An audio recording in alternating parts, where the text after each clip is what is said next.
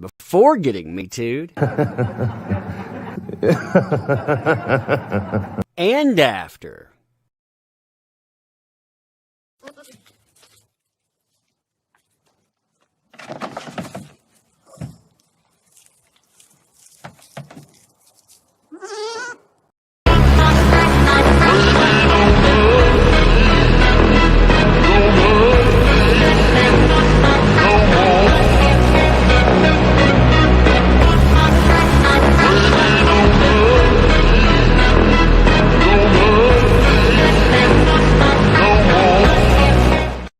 Hey, love that umbrella guy. All right. You know what? I talked to your mayor.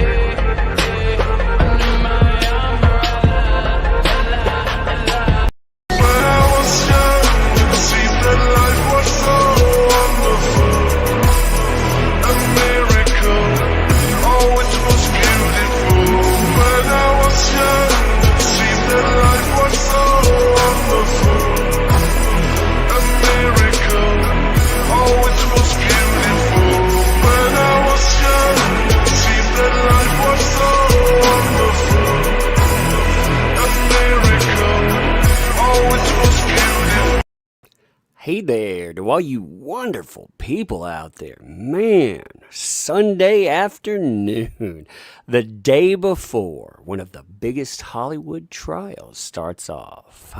It's going to be something. You know the fireworks that come from this, they are going to be overwhelming. No one has seen anything like this coming.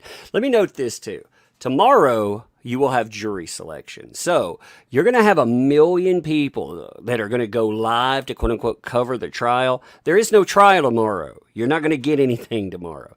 Tomorrow we will do a live stream like we normally do, 5:30 CET, but we'll do videos typically. We'll do a little bit of catch up for that. We're not going to do a live stream telling you the trial's going to go live and it doesn't go live. Tuesday, however, so I'm going to make an announcement here. I've been talking with, there's an army of people that are talking about covering this trial. And to be honest, like, there are so many people that, now there are good people that have been covering this from go. I do not include them in this statement. There are many good ones, but there are a lot of people that are just clicking it for it. So instead of going out and being the 57 millionth person streaming the trial, I'm going to throw in when it starts out with Rekieta Law. I will be on Rekieta Law's channel for the live stream portion. That will be the best of both worlds. You will have someone that knows well about how law splitting the interwebs actually works. And you will have somebody that I think I'm pretty well informed here. I know there are other people like Laura B, for example, that are still traps when it comes to knowing this entire case, but I think I do pretty well. I think I know this trial. I've been covering it for a long time. So I think having that best of both worlds, I think will be a good way of covering, you know?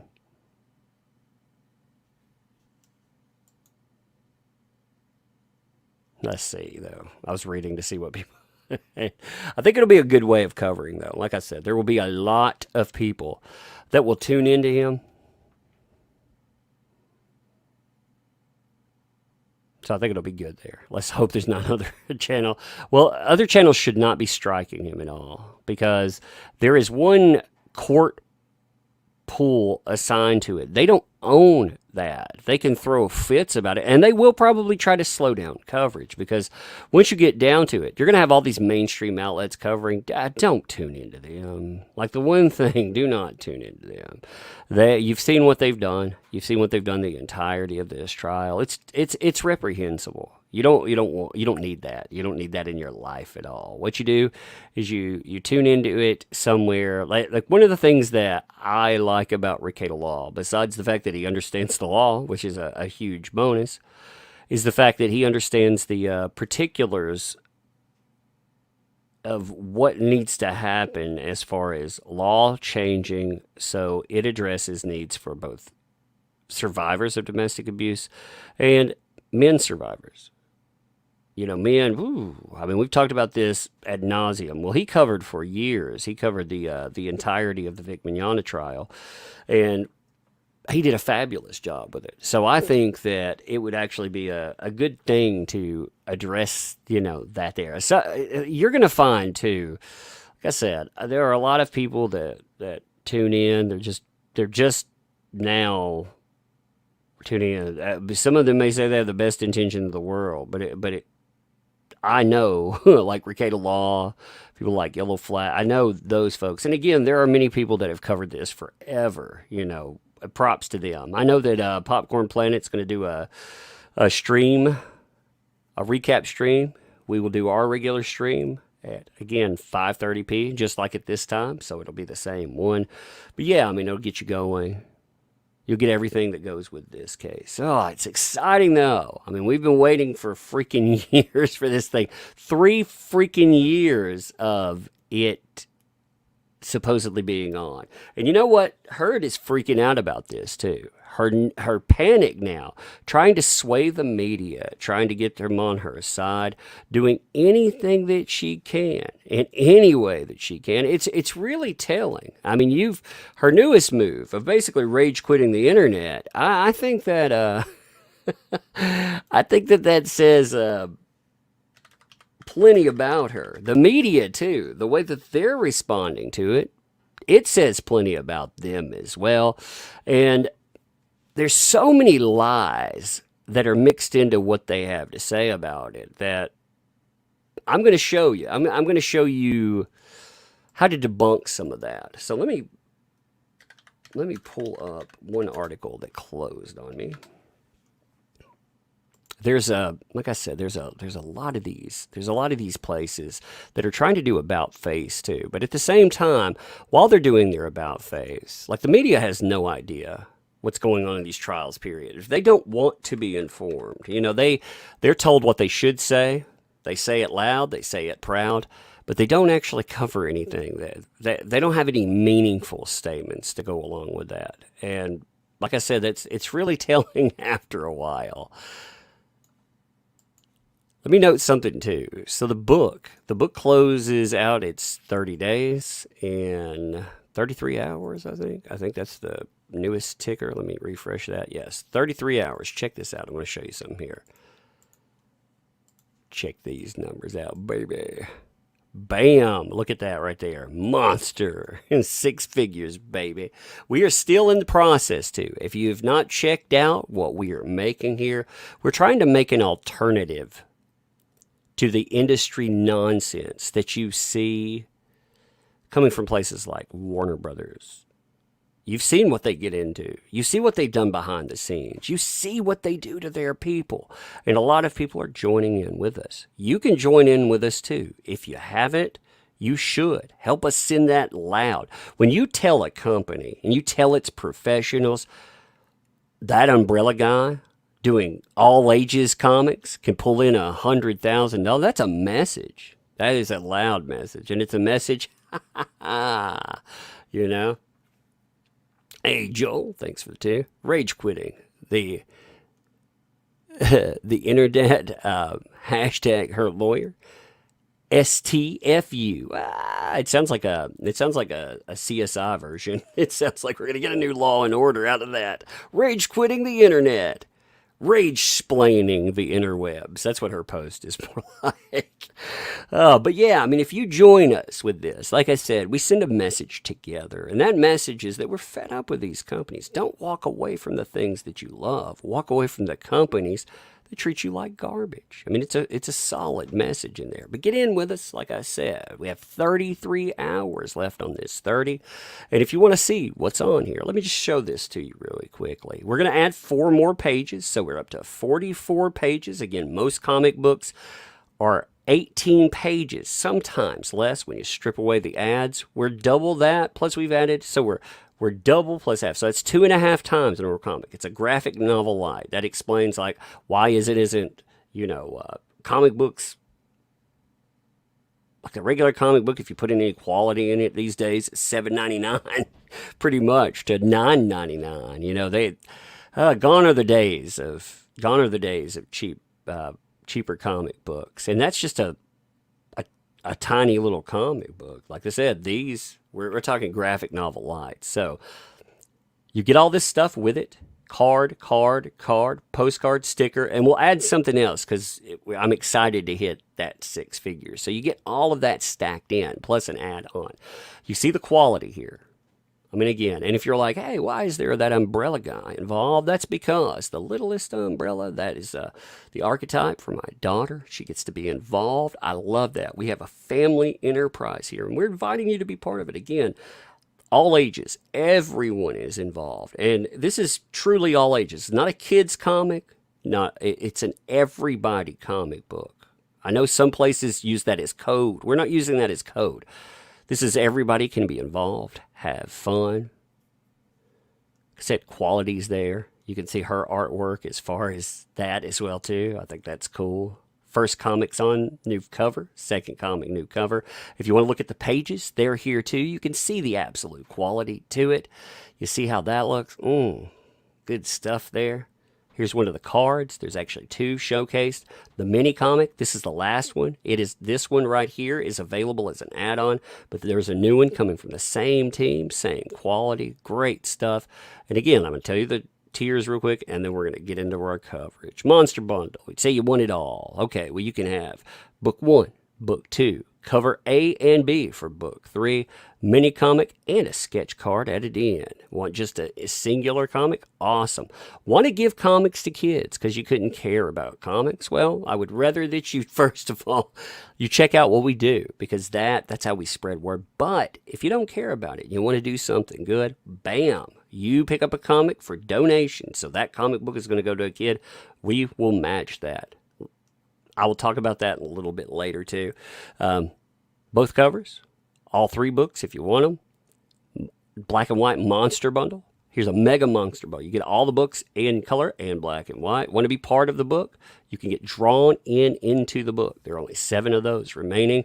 We have this mask that is involved. We made 5 of these for people. This isn't some little plastic toy mask. It's made by, the guy goes by Sick on Twitter. He is a professional mask maker. He did professional effects in Hollywood for horror. We've been lucky to have him do masks for us many times. These eyes will be cut out, colored.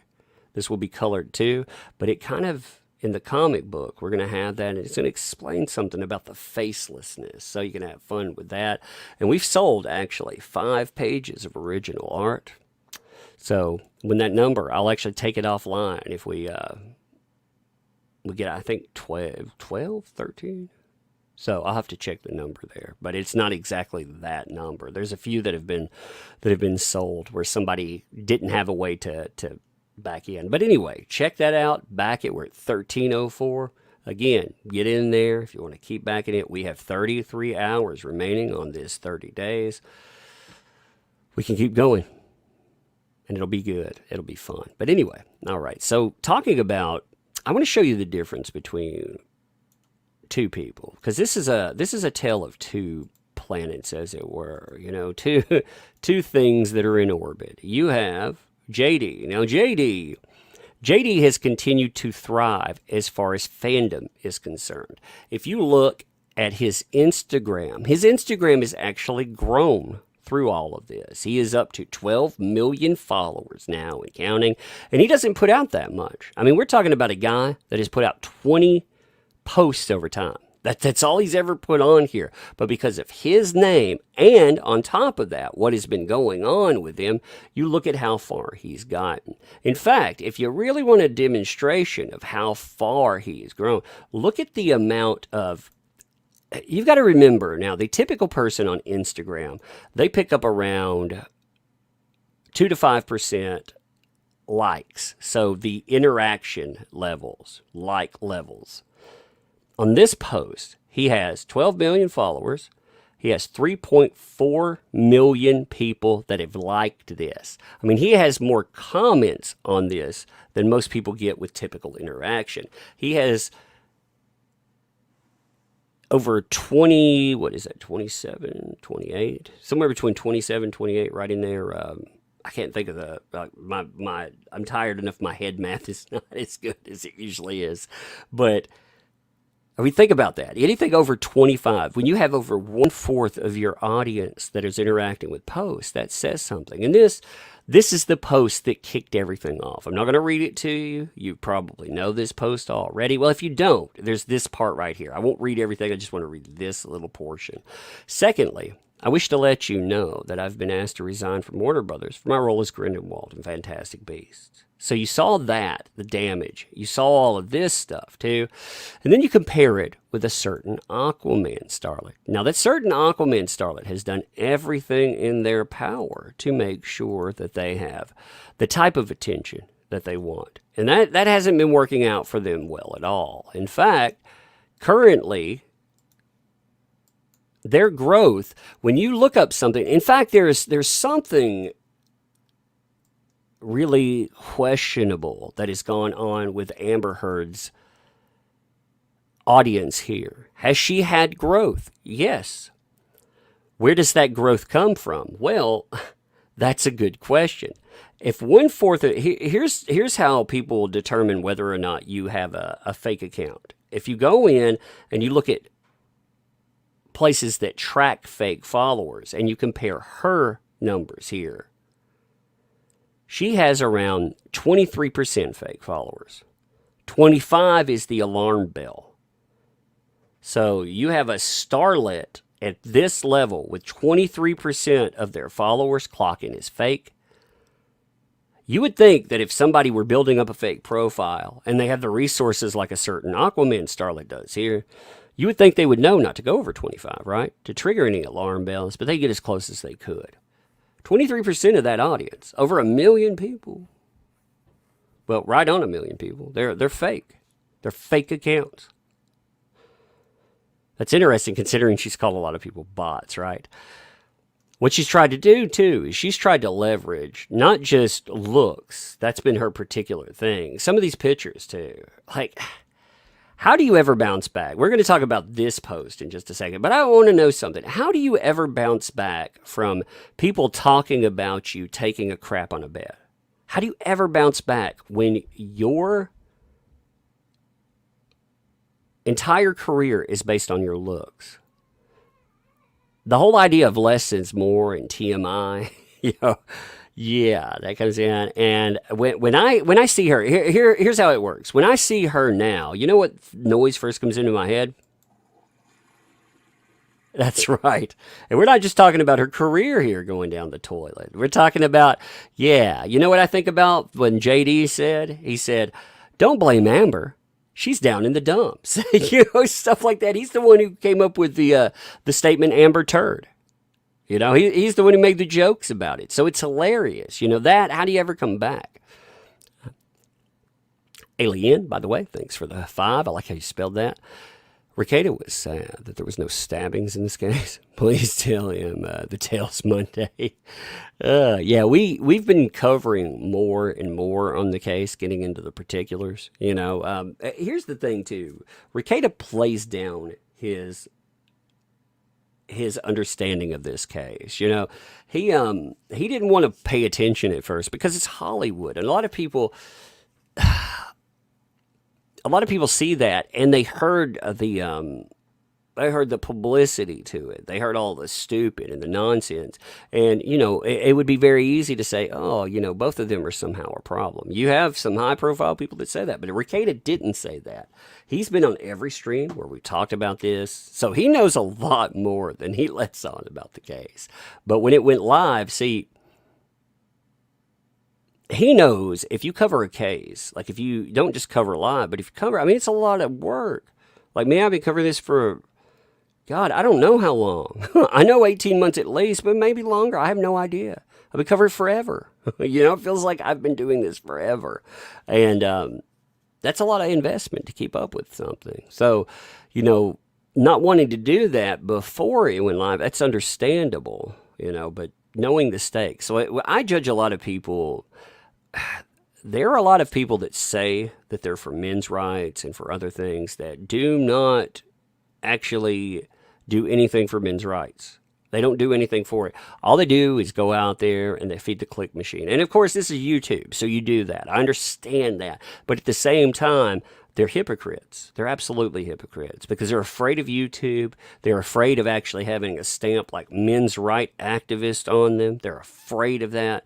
So they'll say things like, oh, you know, both of these. Rekieta is not one of those people.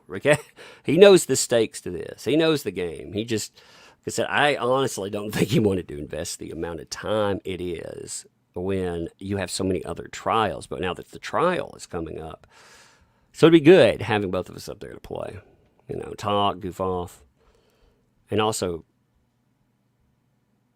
talk about the reality here. 2012, what's up, man? Thanks for the 2. AH released a cringe video on bananas.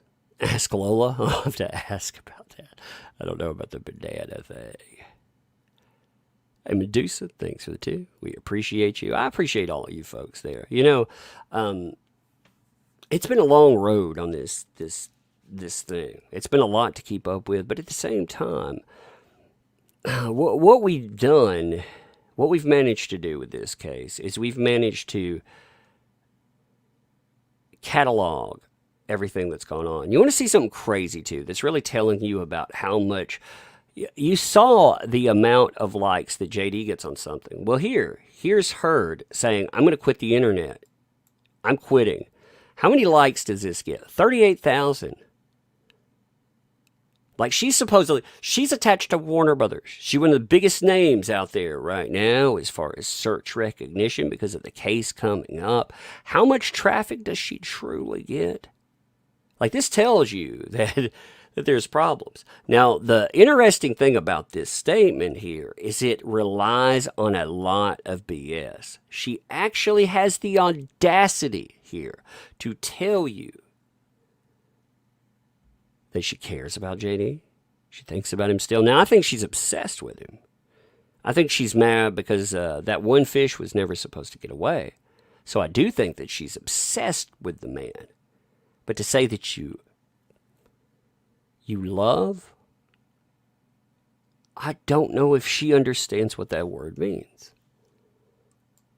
Here's the problem when you deal with people of her type. I would, you know, again, diagnosis is complex. You've seen some of the complexities there.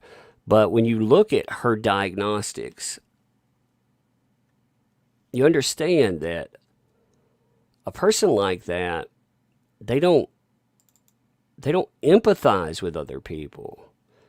They empathize, like the one thing that bothered her about this case was the fact that she got caught, you know? Now she says she wants to move on. And you have all of these people that are attached to her, by the way, that are saying that you know, this is okay. People like Eve Barlow, you know, her live-in simp. A person that travels with her, oh, she just wants to move on. Nah, screw that. This is like Ricada said last night, we were on Flashcast. This is like a playbook that these false accusers use. They always do this. They go in, they make an accusation, they add to the accusation, they ruin things. Finally, somebody calls them out. They get taken to task. You know what they do? They try to flip the script. They try to talk about harassment, and then they start talking about how everybody needs to move on. They're ready to move on. Well, you know what? Screw you moving on. You did this damage. You did it. That's the thing there. You did it. No one else did it to you. You did it to yourself. You torched your life. You couldn't let go. See, I love this statement. I see people do this stuff even on smaller terms. I've seen weirdos do this narrative toward myself, where they become so obsessed with trying to take you down, they take themselves down. She did that. Disney, she burned Disney to the ground. They went from talking about behind the scenes, adding her as Disney princess and stuff. Those were real. Like those discussions that you had, some of the media talking about, those were absolutely real. I heard from sources that there were multiple movies that she had been considered in. But the problem was that she was considered volatile. Like she's considered somebody that is hard to work with because, look at an Ezra Miller type, for example. That's somebody that's hard to work with. So you can understand why she might be hard to work with. Well, she proved that. Then Warner Brothers, again, they brought her back. They absolutely regret bringing her back. Now, I'm not giving Warner any way out there because Warner Brothers absolutely deserves everything that's happening to them. But she caused, her downfall with it.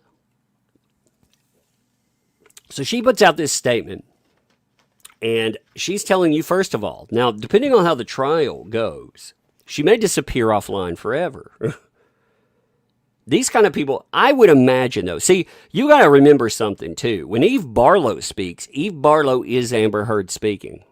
Okay, that's something you have to remember right off the bat. So Amber Heard hasn't actually disappeared offline. Like that's not actually true. She has somebody out there that her mouth may be flapping. See, if you want to see how this goes, this is what I mean. Okay, let me show you this post here. Okay, this is Eve Barlow speaking. Eve Barlow lives in with Amber Heard. I don't know what their relationship is.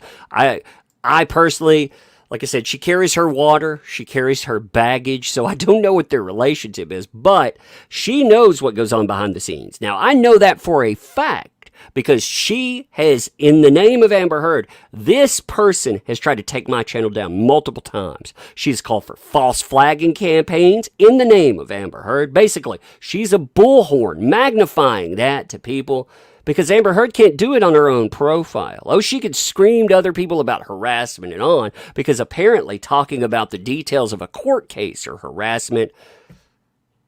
But Eve Barlow knew redacted information. When I was mentioned the second time in a court document that I knew of, I would have never caught it. I did a video on this, by the way, just to recap. I would have never caught it because there was a redacted portion. It's when she was saying that I need something else before I'm deposed. There was this redacted portion that, again, it talked about a Twitter account, but I had no idea. I would have never even thought about it. It just wouldn't have registered with me. But Eve Barlow, before that comes out, Eve Barlow makes the same point that document makes, but fills in who is. She's saying, well, on his Twitter, he's talking about this, that, and the other. Therefore, he needs to be stricken. He needs to be taken out. She was talking about details, and again, a redacted item that you would only know if you were either in communication with lawyers, they were letting you know about the information, or you were in contact with Amber Heard. And she was definitely in contact with Amber Heard because she's been living with her. She's been traveling with her. She's been doing whatever with her. I don't know. Like I said, Amber Heard, I don't know about the particulars to her life. I do know that she's bisexual, like I said. I know she's attracted to women. And I know she's attracted to wallets. Only fat wallets, though. You know, so she's a, just remember, kids, you know, she's a, what's it called? She's not what do they call it? Fat phobic now? She's not fat phobic. She likes a fat wallet. I mean, really. She's not an ableist kid. She likes really plump wallets. Oh, I swear. I don't really know about attraction to men because, you know, they used to call them last night. People were talking about the Hollywood what they called quote unquote lipstick lesbians. You know, you would have articles saying, you know, these people they do this. They use identity, but they use it in a way that benefits them. You know, it's not truly their identity. Well, she came out and she said, "Yeah, I'm this thing, but at the same time, you know, I'm lipstick bisexual, I suppose." But anyway, you can see, like I said, Eve Barlow there. She's a gold digger. Yep. Now, I want to read you this this statement here. Fun statements. I should have got my my voice. Hey, let me. I want to sing a portion of it.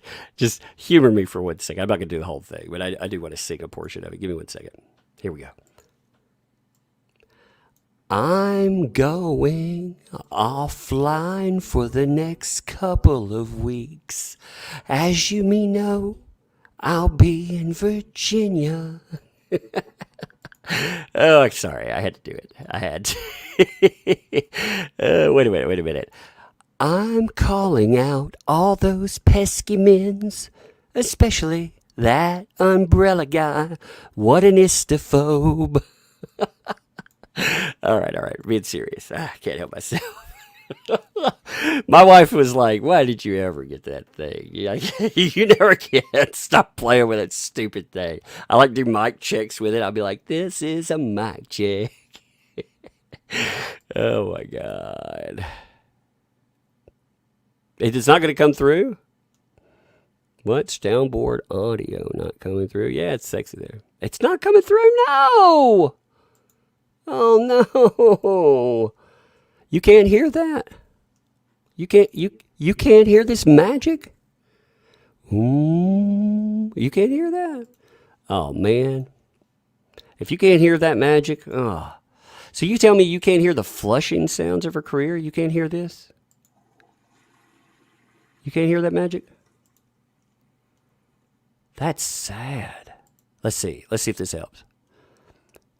Now can you hear? Now can you hear the flushing sounds of the magic? Let's find out. Do you hear that magic? Ooh, can you hear that one? Oh man, she did it twice. All right, let's see if it works. Damn that soundboard magic. Damn that soundboard magic. I'm going to have a word with it. I'm going to... All right. Anyway, let's continue. I know you can't hear the magic. That's sad. That is so sad. All right. Well, I'm gonna have to. Only works with crickets. You could hear it first in the background faintly the first time. Let me try one thing, okay? Just really fast. I'm gonna pump up the volume. Pump up the volume. I'm gonna pump up the volume on background effects and see if it helps. Just give me 1 second. I just I'll do that while we're getting ready to read, because there's actually a way that you can pop the sound up all the way on the soundboard, and I'll see if that helps. You know, it may be loud though. I don't know what that'll actually do. So let's see if that actually makes the flushing sound work. If you don't hear anything, that's okay. We'll work it out next time. Anyway, we spent too much time goofing off with it. That's sad. So you had to listen to my flat fucking singing. Oh man, that's terrible. I apologize. I would super chat every one of you. That's the problem without the soundboard. See, I learned something about Hollywood and about people remixing their voices. Like the reality is like, you know, I'm gonna I'm going to be offline. That would be like the real sound. And when it comes through, you're like, yeah, that sounds good. And then when you hear like behind it, you're like, oh my God, that's the worst thing I've ever heard. Yeah. Anyway, sounds like coyotes mating. What's up? All right, let's read this for real. Serious for a minute. Voice is better than mine. It's not very good. It's yeah. It's funny? Like me singing cost me 30 viewers. All right, for real. Hey, let's continue. I'm going to go offline for the next several weeks. And of course, you know why she's going to go offline several weeks, right? Because 6 weeks of trial. That's estimation, by the way. You could be talking about more weeks of trial, but the estimate is 6 weeks of trial. So, of course, she's going to disappear for 6 weeks. Now, as you know, I'll be in Virginia. Now this is really telling. We're going to debunk this. I did this in a video, but I want to debunk it thoroughly, okay? I want to do this very thoroughly for you. Anybody that sees this live, I want you to share this information with everyone, too, because the media, they're picking this up, and they're chanting it like a mantra. The USA Today, I'll show you where they're going to repeat this next portion, though. As you may know, I'll be in Virginia, where I face my ex-husband, Johnny Depp, in court. Johnny is suing me for an op-ed I wrote in the Washington Post in which I recount my experience of violence and domestic abuse. I never named him. Rather, I wrote about the price women pay for speaking out against men in power. Okay, now that right there is an out-and-out lie. And it's a lie by omission. But it's one that the media really loves to report. It's one that she really loves to latch onto. But again, it's a lie because it's a lie by omission. It pretends that this was never about him. It was never actually mentioning him. And yeah, the reason it didn't mention him, it was totally about him. It did mention him, but there was a game that was played. Now, I saw a super chat. Goodbye. Hey, DJ, thanks for the 2 there. Which you quit now? Social media? Yes, that's what we're talking about with it. You're right on top, okay? This is the statement for it, okay? So I want to show you this article picks it up. This gives you an idea of how the mainstream media is handling these types of claims, okay? Because they buy into it hook, line, and sinker. I mean, they definitely... This is from the USA. A lot of people were praising this article. Why I bring it up? I find this to be trash. First of all, the media does not deserve anything except being replaced, I guess. The only rope that you give them is enough to hang themselves. And I mean, obviously that in a destroying their career context. But when you go through this, they say a lot of things. But the one thing that they add on here, it's right here. It echoes what she's trying to say. More than 2 years went by before Heard published her column Catching the Wave for the 2017 Me Too movement. The column left a strong impression without mentioning Depp's name. Now, it's like I said, that is a lie by omission, all right? Did it mention him in the final draft? Well, no, but here's the thing. And they try to use that talking point as one to get the case dismissed, too. And that was shut down by a judge. All right. They tried 4 times. If you haven't been keeping up, even if you have, as a refresher, they tried 4 times to kick this case. Some of the most high profile ones were change of venue. They wanted it moved to California where they thought they could get it removed. They tried to, here, let me blow this up a little bit. They also tried to call it the same as the UK, which the judge actually came out and said they didn't think that JD got a fair trial in the UK. Because remember, UK was JD versus NGN, News Group Network, and Dan Wooten. She came in, she made all types of claims, and the judge would not let JD take her to task in any way, shape, or form. He was not allowed to go in and to question that whatsoever. All right, well, the judge she also tried to shut this down by saying X, Y, and Z statements weren't about JD, and that included statements in the article. Okay. The judge shut that down. Now, if the case would have died right there, you would have never found this stuff out. What you find out, though, is behind the scenes, and all of this is important here. I'm leading to something, so I want you to grab onto this and follow me down this rabbit hole. And again, tell everyone about it, especially anyone that thinks the ACLU is a good organization, because the ACLU was a co-conspirator organization in this. They believe in shutting down speech. They are not a free speech proponent. Just like I see people talking about Elon Musk right now with Twitter. Elon is not a free speech proponent. He's all for shutting down speech that runs contrary to his speech. He's about him speaking freely, but not about you speaking freely. And it's the same thing with the co-conspirator organization ACLU. Did you know, by the way, before this stuff came out, the ACLU actually tried to work their way into the case, even volunteering to be part of it, to help with Amber Heard, because they were a quote-unquote concerned organization. You know, they pretended that they weren't a co-conspirator organization. Well, you have this come up. I'm going to read this to you. There's a point to this. Then we're going to look at the lie by omission part.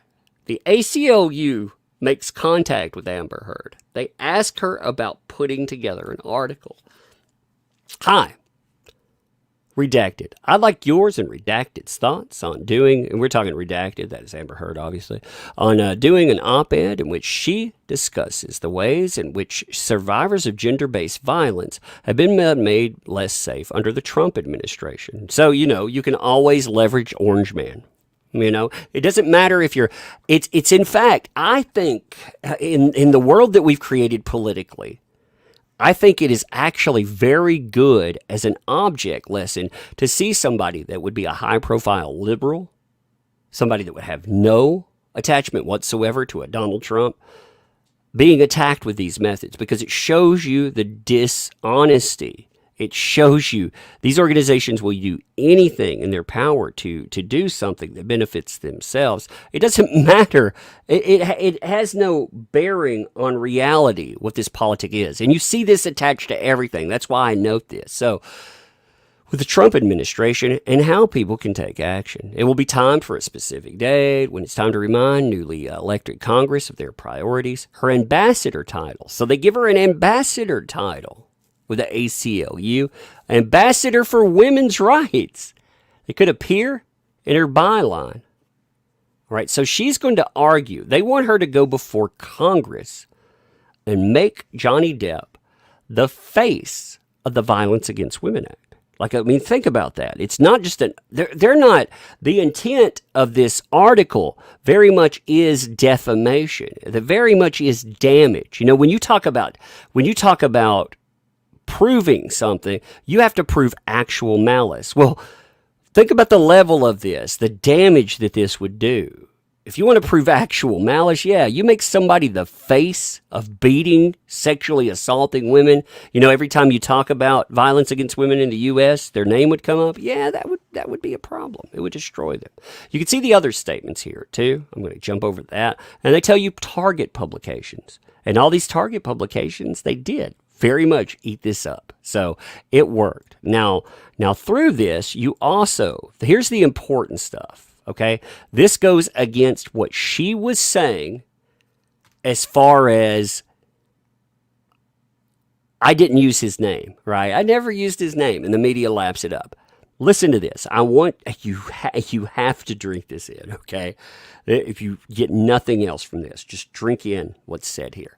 Thanks so much, Amber and Sean. I so appreciate your work to protect Amber and also make this piece true to her experience. I'd love to hop on and make a phone call if available, blah, blah, blah, blah, blah. You had a brilliant solution for the paragraph about not talking about the marriage. So that, we have to have a solution for not talking about it. My main concern is this paragraph. So they're talking about early drafts of the article. Okay, so this is what the article looked like in the beginning. Then 2 years ago, after I got a restraining order against my then husband. Huh. Who could that be in reference to? I wonder, is this just some random other husband that Amber Heard had that when she went out it got a restraining order against? Because if she's just talking about her experiences and this random amalgamation of Hollywood that treats women like absolute trash, I'm not getting that. This seems pretty concise, doesn't it? So after 2 years ago, after I got, and this is all a lie. There's video that shows what happened. Let me just read this. So 2 years ago, after I got my restraining order against my then husband, I felt the full force of our culture's wrath for women who speak out. The day I left the courtroom and walked into a pack of hundreds of photographers, I didn't have a team of bodyguards. My lawyers used their own bodies to block out space for me to walk to my car. The whole way there, I heard press yelling the same question in one form or another. Is it true you're making all of this up? There's video, by the way, that shows her leaving the courtroom. Guess what? The press is there. The press isn't trying to mob her. They're trying to do what the press always does. You know, the paparazzi is there, but these lawyers, they're not shielding or anything. I did videos with that too. You should look them up because it's definitely not this way. And they're also screaming about how they support Amber Heard. Oh, we support you. They are asking her, you know, what happened with Johnny Depp? What happened with him? And they're telling her they support her. But they're telling you here, could we cut the words marriage, divorce, and restraining order and say this below?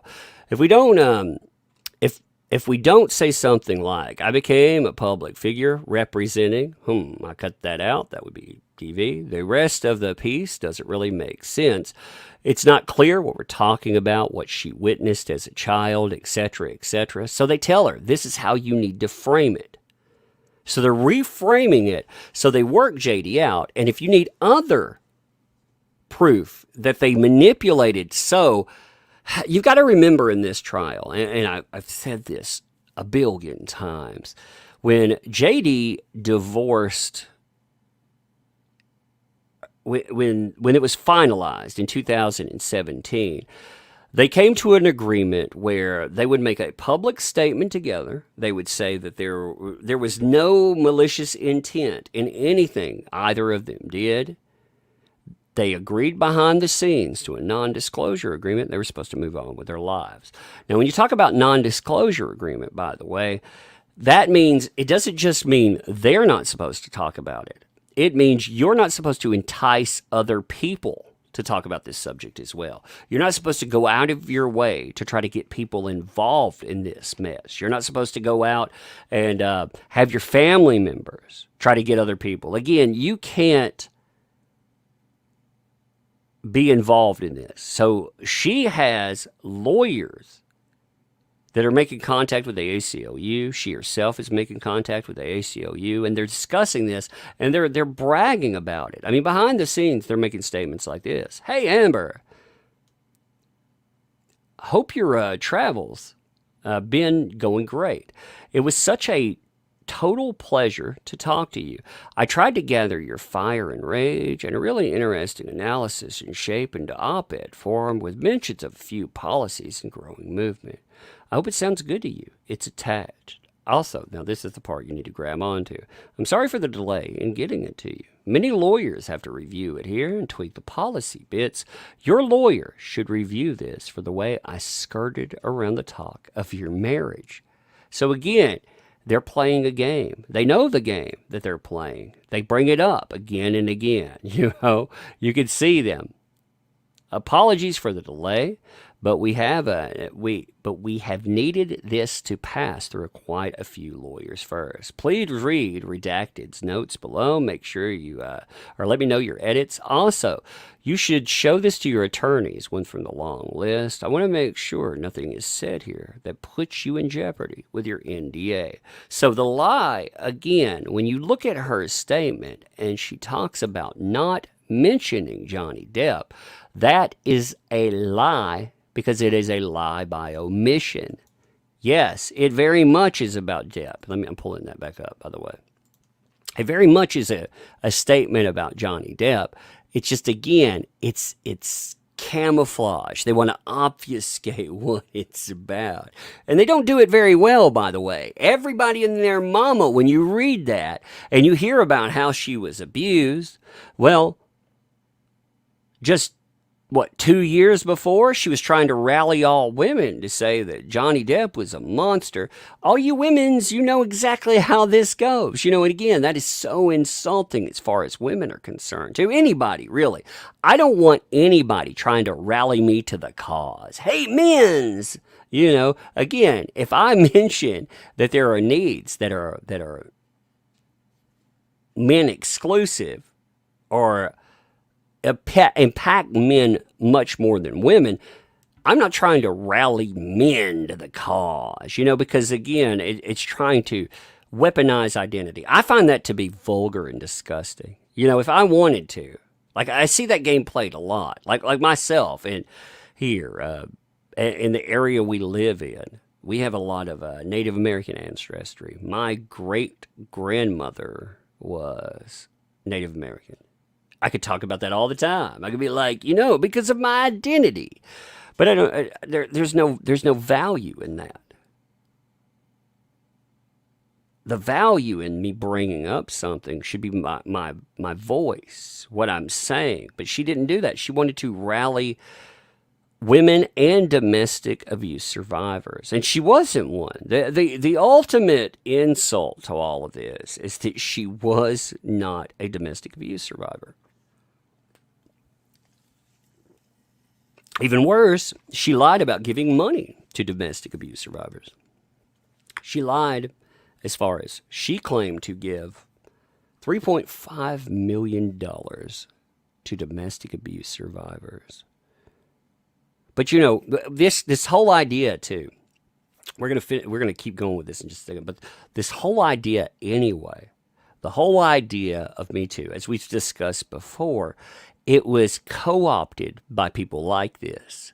They hijacked it for their own intents, and most of them, they had very nefarious intent. They didn't intend it to be a good thing. They intended it to be their thing. If you really want an object lesson in this that ties into Amber Heard too, always remember time's up. Time's up. You got to remember, time's up. Lawyer-wise, time's up was where's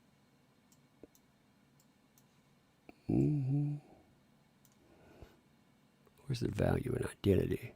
Because it goes to viewpoint perspective. Now, there's no. See, you're not understanding what I'm saying with that. The value of identity, when somebody is trying to weaponize that, there is no value in that. You should be able to look at somebody. If I look at what you're saying and you're making a statement about anything, the value of your statement should just be in the statement. Online, especially. When I look at someone like Amber Heard, her trying to weaponize the identity of others, there is no value in that. She is taking the gear that she was born with and saying, this gear means that I can get together with everyone else like me and present a false narrative. There is no value in that. If you see value in that, then you're not looking at that correctly. Somebody that wants to represent that appropriately, sure. But most people, again, there are so many other things that play into that. Like if I went in and I talked about my experiences, for example, Native American ancestry is not going to be what impacts it. You know what impacts that? It impacts it is being born in a place that is full of dirt poor people. We live in the dirt out here. 1/13 again of our population is impoverished children. That's something there. Again, there are so many things that come together there. People just try to weaponize identity all the time. And when you weaponize something, especially when you lie about it, when you put it together, there is no value in that whatsoever. In fact, it diminishes and it takes away from other people. It's also funny that only specific identity values actually they actually matter in our societal discourse. Some keenly have value, some don't. I would say that topics have value. I would say points have value. On the internet, again, we have many people that will talk about all types of things. And the point that you make, you don't have to say, as a, this comes across. Most statements don't ever need that. As a woman, I see blah, blah, blah. As a man, I see blah, blah, blah. You know, it's just the statement afterwards. As a woman, I think that Amber Heard was a domestic abuser. You never needed that statement before. You know, again. Anyway. Now, the person that I was talking about with the fraud, like I said, the out and out fraud with the entirety of the Me Too movement, you could see that made plain from Roberta Kaplan. Now, Roberta Kaplan, she ties to Amber Heard very well. And I love this story. We'll go back to that statement in just a second. But I love this story here because Roberta Kaplan was a co-founder of the company Time's Up. You know, an offshoot. It was supposed to be the offshoot in Hollywood. People were, time's up, everyone. We're going to do something about this. And it was supposed to impact Hollywood, right? Well, it apparently becomes a company. And the company's mission statement isn't about Hollywood. It's about helping people get into the courtroom and do something. The co-founder there becomes somebody that represents Amber Heard. Also represented Jussie Smollett. Also represented Harvey Weinstein. But you shelf that for a little while because, you know, we shouldn't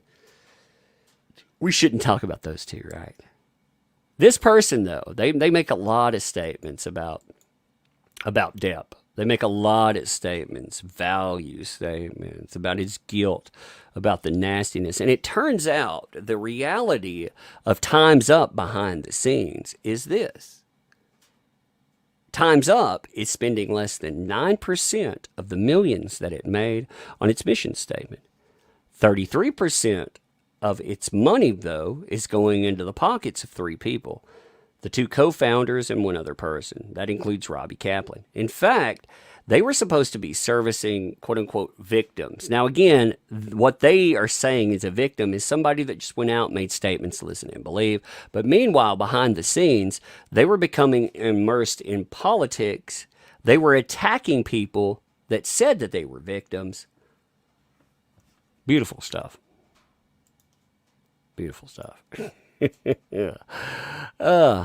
Intellectual iconoclasm. Thanks for the 10 there. Kaplan also told the Bidens to use the DOJ to attack Veritas over the diary. Food for thought. Roberta Kaplan was a nasty person. I mean, Roberta Kaplan, let's just be honest. They did some really nasty things behind the scenes. And they were very dishonest about the idea of victim. But again, it's just like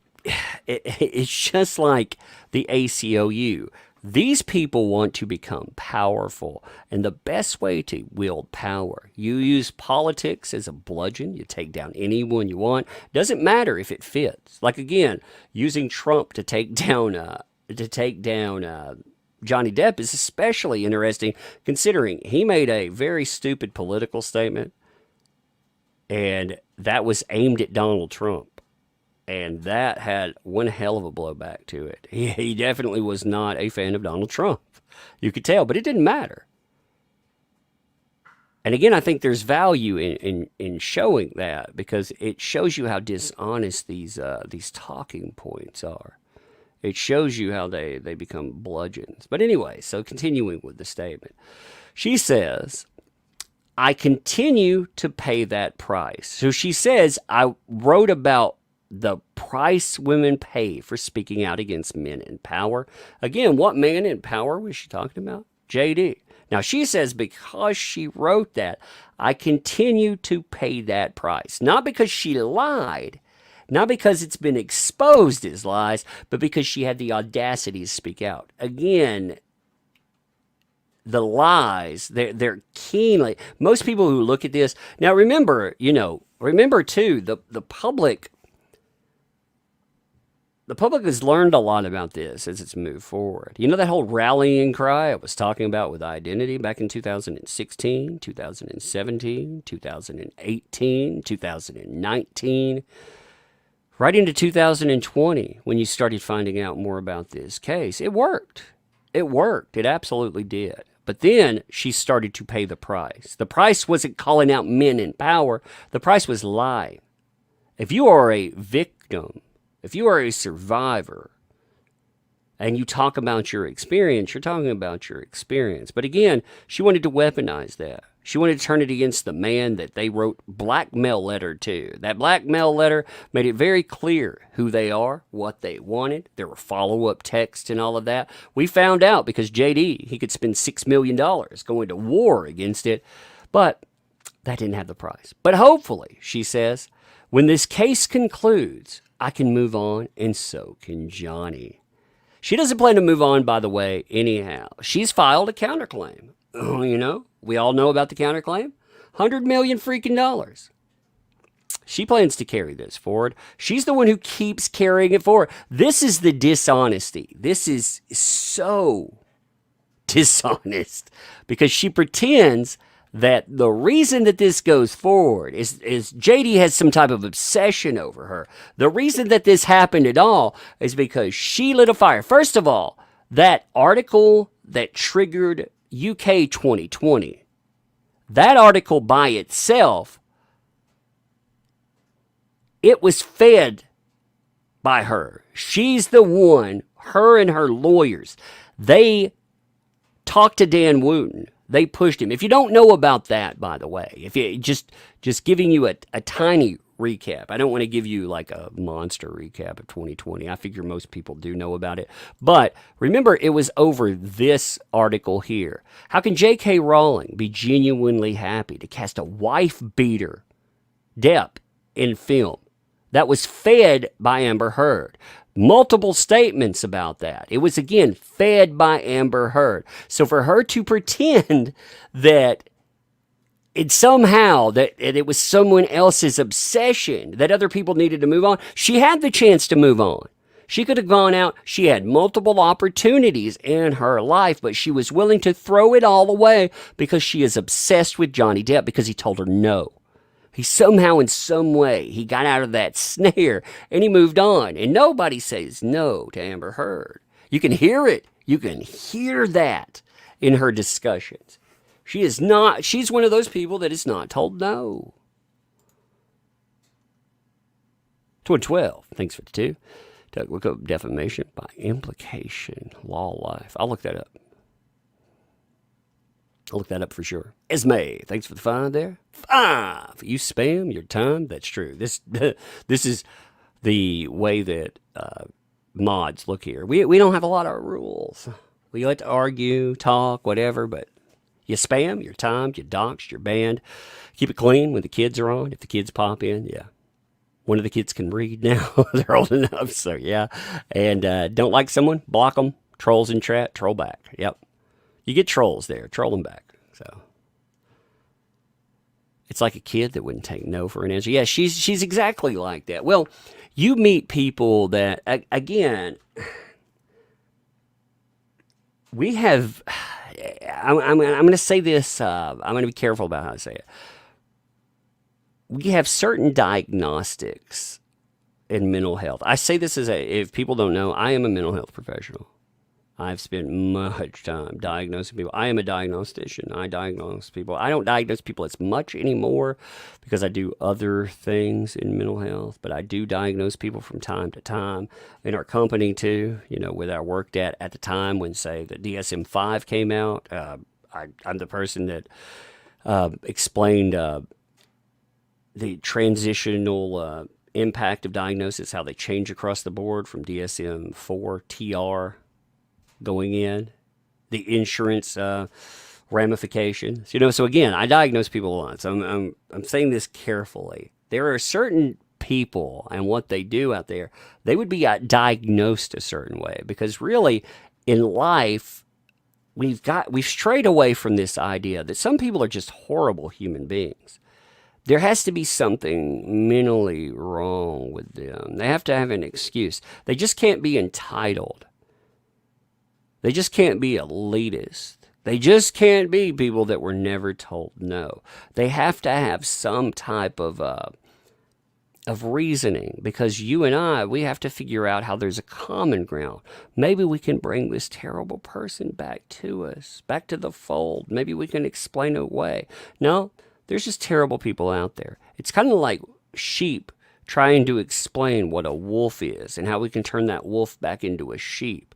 Or maybe in this case, how we can better explain to a garden what a slug is. Slugs, they come in and they eat your garden.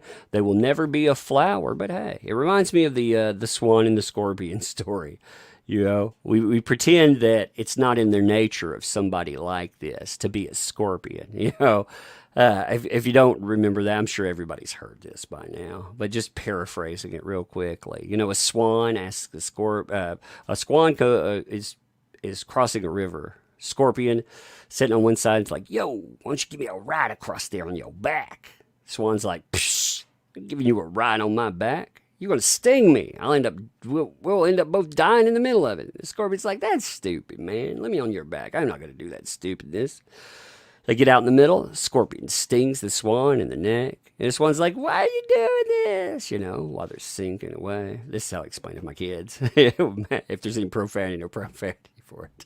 But the scorpion's like, what'd you expect? That's in my nature. Somehow, in some way, we try to explain the nature of the scorpion. We try to diagnose it away. But you know what? At the end of the day, the scorpion's just the scorpion.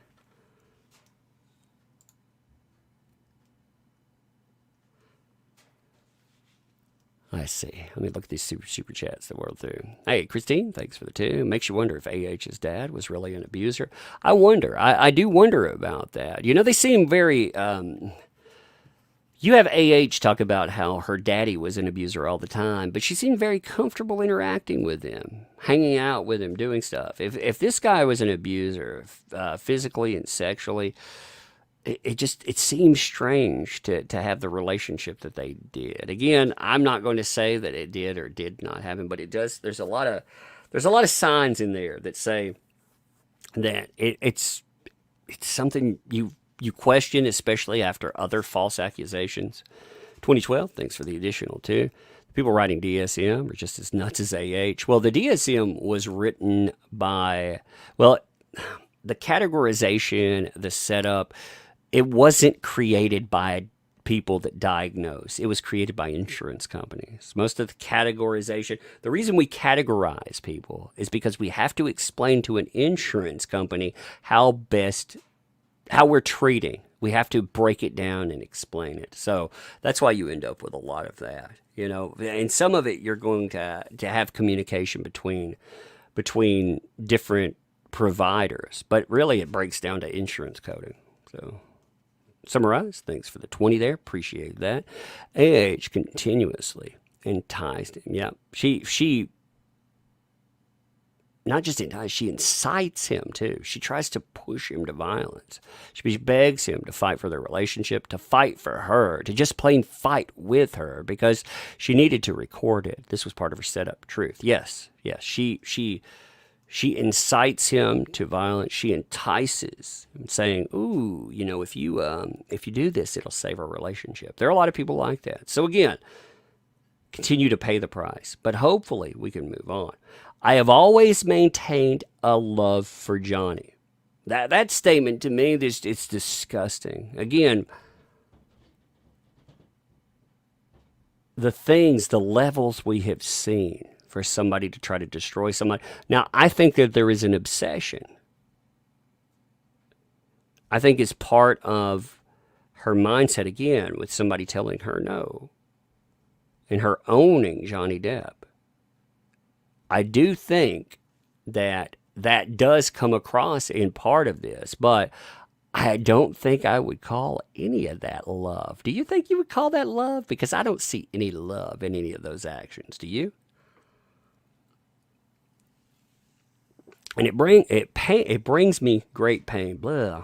I was drinking. It brings me great pain. Not alcohol, by the way. Just drinking that Coke here. To have lived out the details of our past life together in front of the world.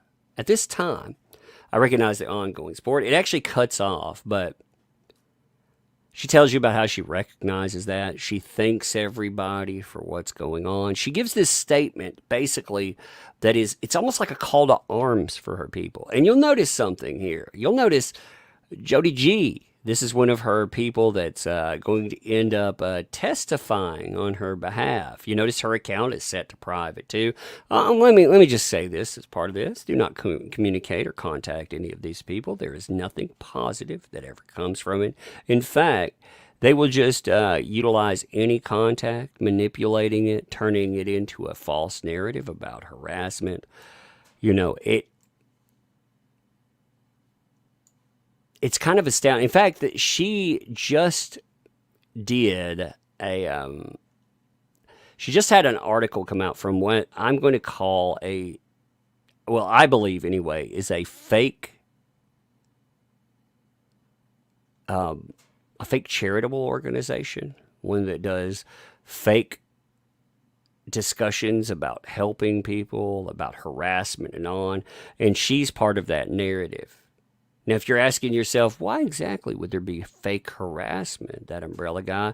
Well, that's because she gets to flip the script. You know, that's part of the game plan.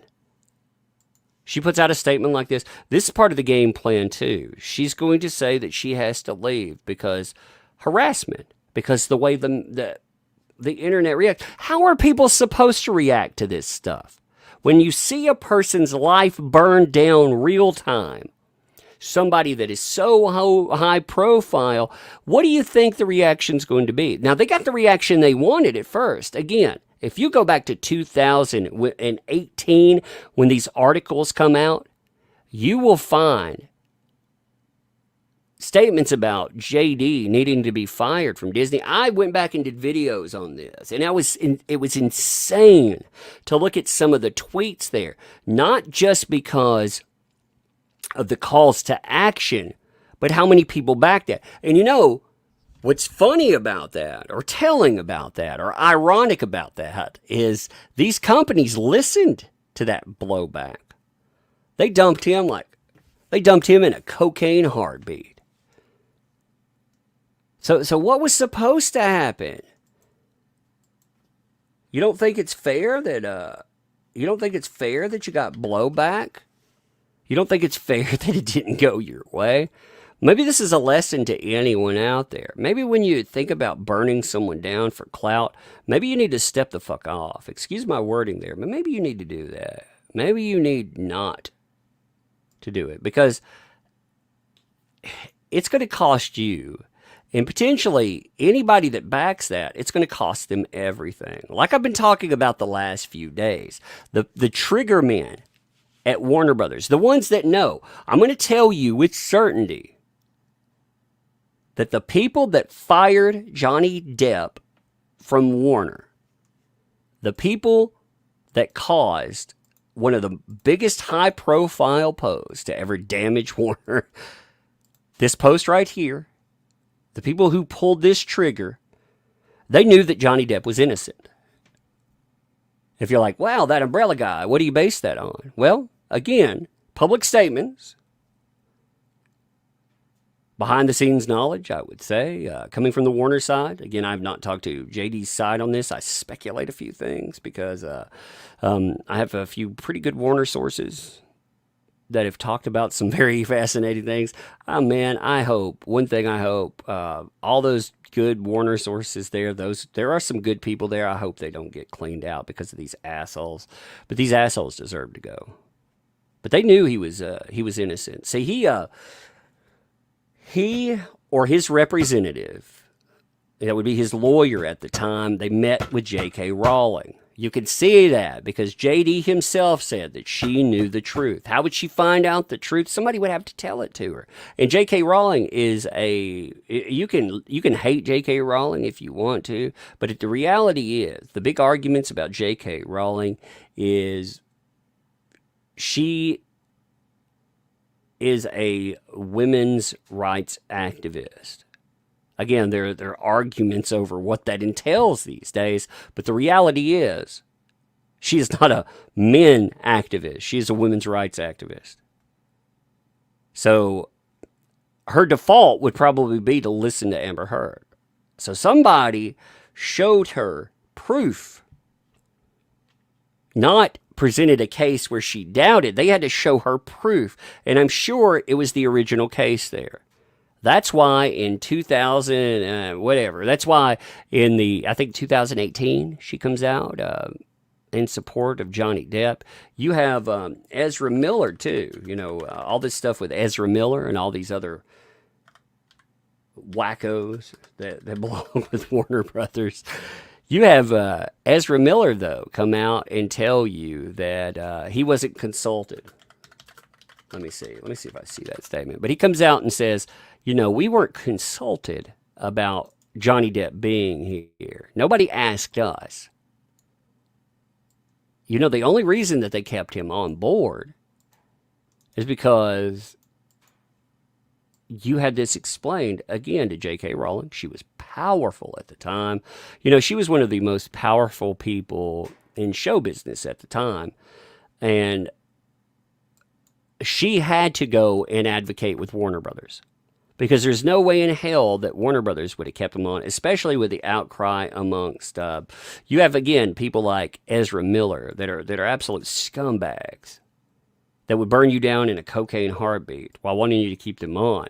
Well, you saw his statement. And again, his statement is a loaded statement. I always pointed how loaded this statement is. No, none of us were consulted about them being on. None of us knew. Look, I bring forth my work to this job, and I do the best that I can. I would say literally every single aspect of my reality, inclusive of a lot of things that are not fine with me, are fine with me. So he's telling you, I'm not really fine with this. Man, I hate these stupid embedded freaking videos. This is without ads. That statement there, again, I'm not fine with him being here, but it's amazing how far the banner of good can extend. So, these people are totally fine with him going now. They end up, they have the opportunity to pull the trigger later on, again in 2020, after the trial, and all of those people, the bloodbath continues. Like that's all you have to hear there. The bloodbath continues. Every one of them are gone, and they deserve it. They deserve to be fired. But what was supposed to happen? Again, you were supposed to see Johnny Depp made destitute. He was supposed to be homeless. He was supposed to be derided. He was supposed to be ruined. These people were supposed to take her side. And when they didn't, now that they aren't, now that the public isn't sitting here with her, it's funny. One of the accounts, by the way, she lets comment is called Daddy Issues. That says plenty. Ah, jeez, wept, man. So she rage quits the internet because people are not on her side. The media are all over this too. They are all over it, talking about this from her side of things. Because at the end of the day, you've got to understand something about this case. At the end of the day, the media is never going to admit that they were wrong. Because many of them are shills. If they aren't shills, many of them would open themselves up to liability still, or many of them they get something out of it. They're just not going to admit it. They're never going to. The shills are the worst thing, though. The obstinate assholes are expected, but the shills are the worst. Here, let me pull this up. If you look at the articles that are connected to all of this stuff, I mean, when you look through it, you see all of these articles, of course, talking about the trial. But then, she shared a public message about him. She hopes she can move on from that. And again, these are talking points that you see. She hasn't moved. Like I said, she may not make any more statements, but she's not gone. She's going to be there. She's going to be directing traffic. She's going to be asking false flaggers to do damage. And if she has a problem with me saying this stuff too, sue me. Because you know what? I'll go to court and I'll lay it all out. I'll show you that these people are being directed like traffic and they're being pointed at regular people. Her hate baiting her little followers into trying to destroy people. I mean, again, people like Eve Barlow. These are the traffic cops sitting right around with her, telling you the same, she's trying to move on. He's the one who's doing this. He's proliferating the nightmare cycle of abuse and trauma. Bullshit. She thought she could get together with an organization, a for-profit organization that would burn this man's life down. And when it didn't go for her, we get the boo-hoos and the feel-feels. What should really be happening here is not a trial for liability or civil liability. What you should have is police officers stepping in. Ones that you had two sets of police officers that were involved in this case. Both sets of police officers said that there was nothing. Damage that was supposedly photographed before the moment. They didn't see it. We didn't see it in body cam footage. It was never logged. The people, they didn't see any damage to her face. The police themselves are telling you it's a hoax.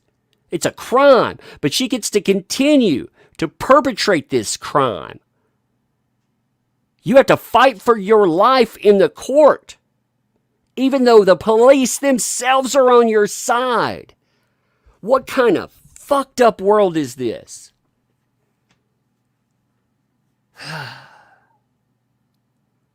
She should be going to jail for this. This is the kind of business that burns lives down. But of course, we're talking about a male victim here. And we're talking about somebody that can leverage accusation. Because again, society, nobody wants to step up and call a liar a liar. That is a jacked up world. We live in a jacked up world. There should not be a trial right now. We shouldn't be talking about him going to trial and working that out. Because if you faked a crime and the police said you faked a crime in any other circumstance, you and I would go to jail for it. We'd already be in fucking jail. A different set of rules. And especially depending on what you accuse someone of, and especially if you accuse a man. Like I said, that is a jacked up thing. It doesn't benefit women. It doesn't benefit men. It certainly doesn't benefit victims. And while she says she's going offline, like I said, she's going to continue to gather her little army of people. I'm going to show you, like I said, I'm going to show this. I think this is worth showing one more time. Like I say, if you disagree with my statement there, you like, show some proof that they're weaponizing these people. Sure, I will. Now, I've done a video before talking about doxing groups. Okay, I've talked about her fans doxing people. All right. Now, I'm not saying, now when I say that, I want to be very clear on something. I can't, like, if one of you folks out there does something, whatever, I can't stop you. I don't have the power or the means. So somebody just following you, that in and of itself, I don't hold anyone to blame there. What I do hold someone to blame for, though, is these doxing groups that are running.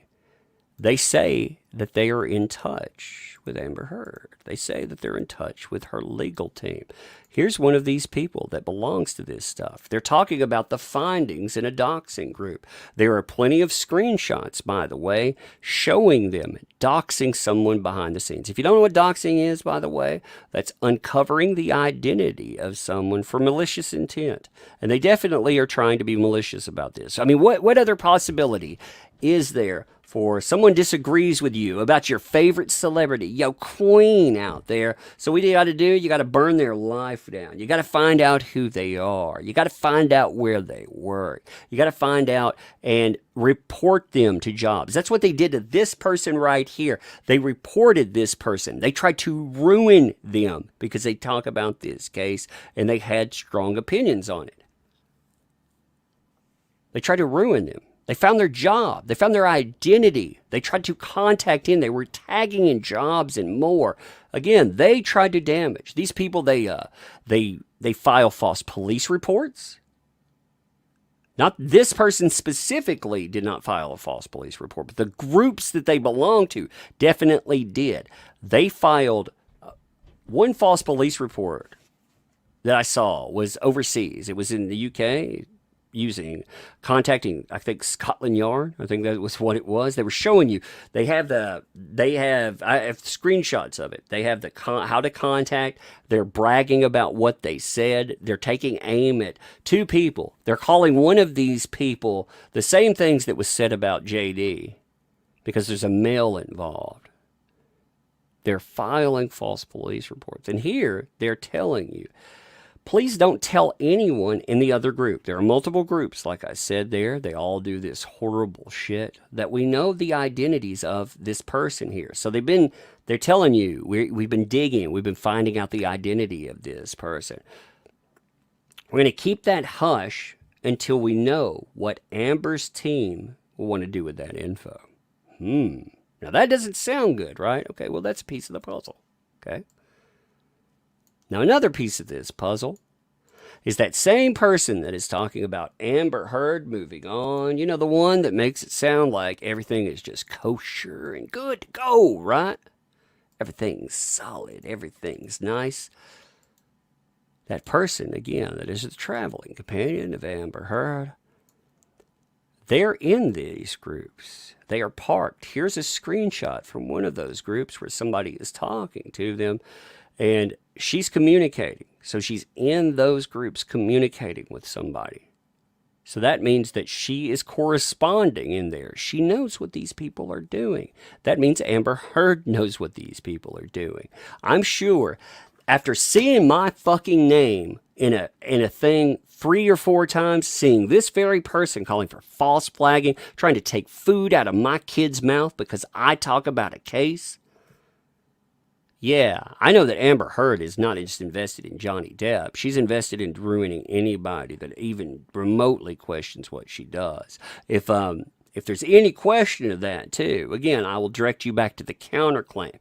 In the counterclaim, Amber Heard decided that would it be in her best interest to go after anybody that remotely disagreed with her. She listed hundreds of people that she wanted to go after. She hired a company. I mention this all the time. I think you have to mention this all the time too, because this is an important talking point. She wanted to dox 200 individuals. She wanted their identity. She wanted to know where your kids lay their heads down at night. She wanted to know where you're employed. If you went over to your sister's house and freaking at Christmas and logged into your Twitter. She wanted to know everything about those 200 people. And they wouldn't be the first, they wouldn't be the last, rather, after they were doxxed. She hired a company, and the criteria to get you doxxed was you talking about her, quote unquote, negatively. Now, what do they consider negative? They didn't say, but 16,000 of you committed that crime right off the bat. Just in this one little tracking span. 16,000 accounts that they went. Their intention was to continue because they were saying that they were leading a bot army. Well, you know that bot army, they planned on doxing. I mean, again, that's malicious intent.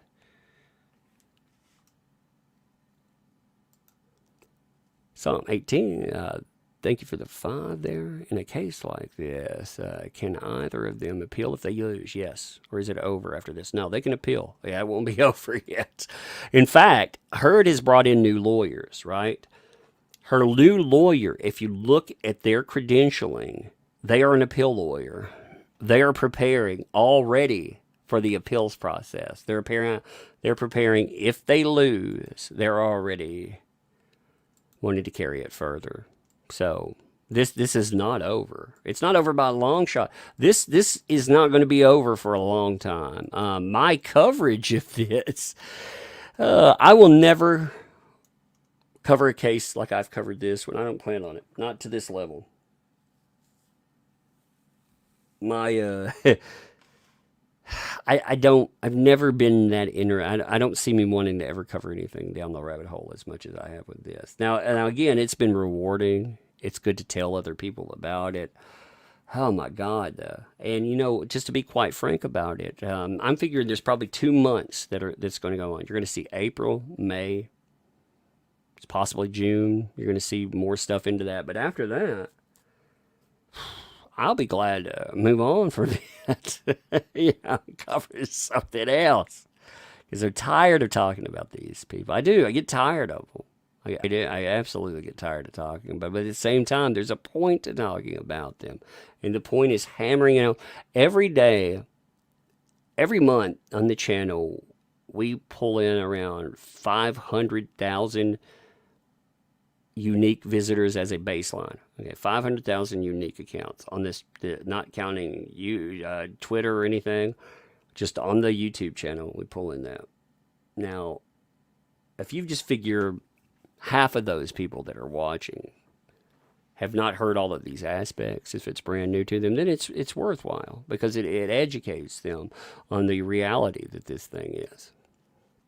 Hey, Gil, thanks for the 2. Do not take my shekels. Read that email yet? You're talking about which email? The Goody Bird one? Yeah, I read it over. I don't control the Goody Bird though. That's not my project. I'm not the Goody Bird, but I said the Goody Bird. The mini comic. Yeah, that's somebody else that is in charge of the mini comic. If that's what you're talking about. Somebody else writes that, not me. I'll write it. I'll oversee it though. But okay, here's another thing too. So I want to show you the other level of control. So this is Amber Heard's follows. All right, Amber Heard, if you'll notice, follows a lot of check marks, a lot of established accounts. But in the established accounts, you find no-name accounts, right? No-name accounts like this one here. This no-name account was the account that was setting in doxing groups for it. Again, she only follows around 200 people online. Don't you find it fascinating that out of that 200 people, that this handful of accounts that you wonder about, why are they here? What exactly are they qualified for? Well, their qualification is none other than they belong to groups that do dirty work for Amber Heard. So again, Amber Heard, my point in this is Amber Heard says that she is offline, but her voice may be offline, but her voice really isn't offline, is it? I mean, she's still there. She has her doxing group. They also, from what I understand, they have stepped up dramatically trying to remove people. That's crazy too, when you think about it. I was talking about this online a few days ago, about the links to which these folks have gone to try to silence and remove. I know other people have been hitting this stuff too, but just to say, like for myself alone, like when I look back, here's a post talking about some of their actions, and Eve Barlow has been part of this, by the way. So when I look back to coverage, I've had at least 8 attempts to strike my channel. Every time you see removed like that, that means that someone has tried to strike that. They tried to strike 3 in a grouping. They tried to strike 3 others in a grouping, and then on 2 separate occasions, they've tried to strike 2 other items. Out of this, that's the ones I remember right off the bat. Them trying to, and look at what they go after. Banned. Amber Heard targets me after Johnny Depp's suspension. You had somebody say, "Oh my God, they're my privacy." In fact, that was the account that I showed you, that was doing targeting and saying I'm in communication with Amber Heard's team. They decided that they would try to pull a bogus complaint to YouTube where they were threatening to take down. They took credit. They helped take out Adam Waldman. They had a concerted effort behind the scenes to remove Adam Waldman, Johnny Depp's lawyer, from Twitter. They did a mass flagging campaign, got him knocked offline. They bragged about it, and then they started bragging about how they're going to take the rest of us out. I did a video discussing that, and these people did not like that, so they tried to take it offline. Why? Because it had hundreds. It had, at the time, it had, I can't remember. I think I re-uploaded it, but at the time it had 115,000 hits, I believe. So they didn't like that. 115,000 people saw exactly what they were doing. But I had live streams that were taken out. I mean, just crazy shit. They kept, again, they've tried to take down. I can't even tell you how many freaking like Twitter items. Thousands and thousands. I scrub my Twitter timeline because of people like that, though. I scrub it periodically, just deleting everything because that's the only way to deal with them. But I mean, it just gives you an idea. Like I said, they haven't stopped. They never stopped. They never planned to stop. In fact, from what I understand, they have amped up. You're going to have Amber Heard leave online, so she can play the victim here. She can also avoid any of the scrutiny as everything comes up in the trial. Because again, people are going to be asking some hard-hitting questions about her accounts when they see there's going to be people asking questions about things like the James Corden show. Like how the heck do you claim that somebody breaks your face? It's the best way to say it. How do you claim that someone breaks your face? They break your nose. Well, her nose is not broken, by the way. She has had a nose job since she was an early actor. She has a specific layout to her nose job. It's a very fragile looking layout. And you can tell that thing has not been broken, because if it was, it would look much different. But people are going to ask things like, "How do you claim that your face is broken? That your eyes are blackened? That your lips are busted and on, and you look like this? How are you going to claim injury to that level? My nose is broken. My lips are busted. My face, I'm missing chunks of my hair. How do you claim that? Somebody stood on my back and they beat me. No bruising or anything. And also, no issues with movement. I mean, that's a big one too. Let me pull that up, actually. Let me show you. Like, that's actually you can watch the James Corden Amber Heard thing. That one of the beautiful things in this case is that you can actually look up the video of her on a channel where she claims all of this stuff. Like here, I would encourage you to sit down, and if you can find some evidence of some crime, you show me. I mean, I can see evidence of a crime. It's a lie. But show me the evidence of a DEPP crime. Because, again, she has no range of motion. Look, she's able to brace. She's able to move around. She's able to do whatever. Like, there is nothing there. You can see a lot of skin, too. You can see that there's a lot. Again, you see her arms. They're back to 2013. That's another thing that these folks always do. The false accuser, they reach back into the far-flung past. They grab at things that you can't actually put your hands on, that you can't actually talk about. They manipulate items and information. And they pretend that somehow proof, that somehow shows something. There'll be a lot of people covering this case too. Like I said, a lot of people. I'm seeing names go online that I know have no idea whatsoever about this, that have never looked into it,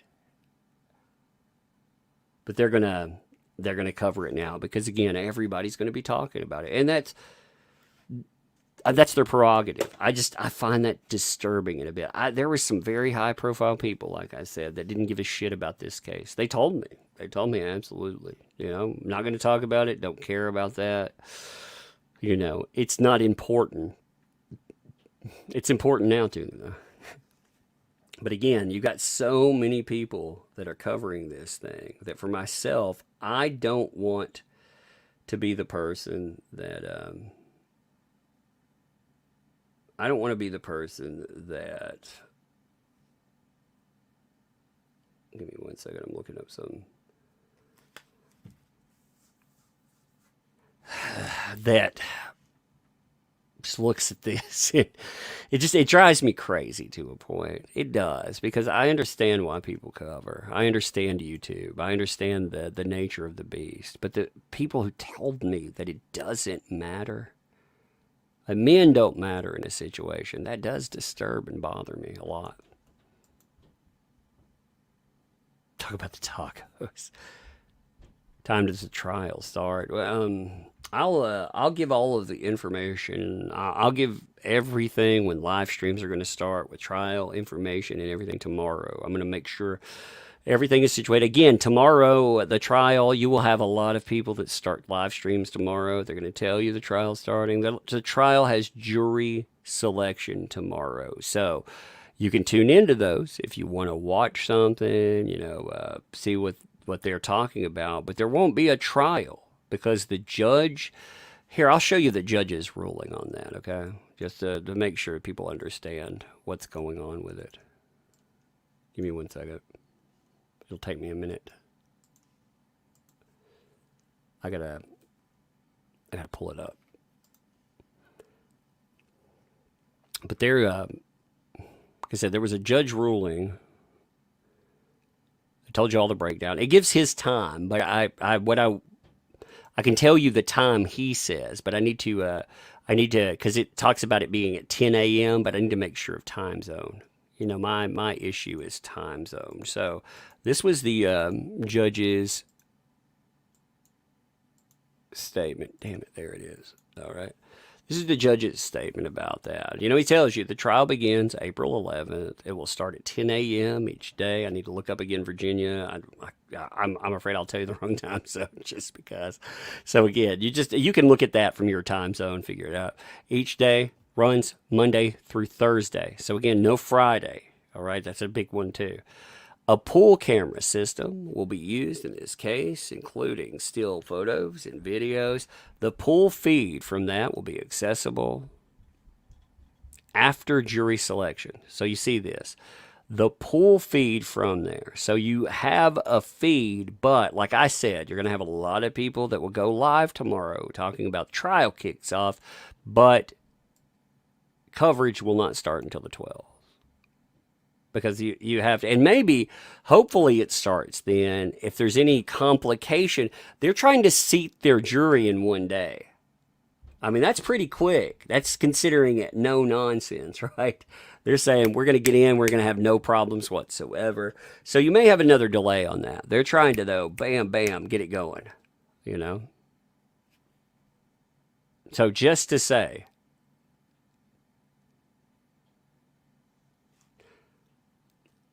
you can access, they have media organizations. So if you want to access this, you can watch it yourself. You can go in and access the coverage yourself. But here's the thing. When you go in and you look up all of this, there are people that say, well, I'm going to watch it on my own. Hey, you do you. But here's the thing. If you watch it with independent media, if you help build up those numbers while other people are covering it, you build the very foundation of the thing that you said you wanted all along. If you want alternatives to media that don't destroy people's lives with impunity and haven't wrecked them like this, you've got to build that thing. You've got to make it happen. And the way that you make it happen is you go out and you support other types of media. Just clicking into a live camera feed is not going to do that. Again, you can. I'll provide all the instructions for stuff, but like I said, you should watch, or at least park a computer on it, and make sure you add your voice to the growing list of people that want some kind of change, because this change isn't just about holding her accountable. It isn't just about men's rights there. It's about every freaking organization that decided to crucify someone without any type of evidence. You've got to hold them accountable. You have to. No live feed tomorrow, right? There will be places, yes, it says, again, reading this is their statement here, okay? The pool feed from camera, court TV, and still photos will be accessible after jury selection is completed, likely beginning April the 12th. So the trial kicks off April 11th, but jury selection is the first thing. They will not allow you to watch anything because of the privacy of jury, the privacy of everyone. You can check in and see, you'll have plenty of people going live talking about their coverage, but that's the reality to it. April 12th, I plan on, again, I'm not going to say that every day I'm going to live stream with someone else. I may live stream. I'm not going to cover 6 weeks of live trial. I have a job. I have a real job. And I'm never going to give up my real job for a YouTube. I would cover YouTube full time. I think I could do it with comics and stuff.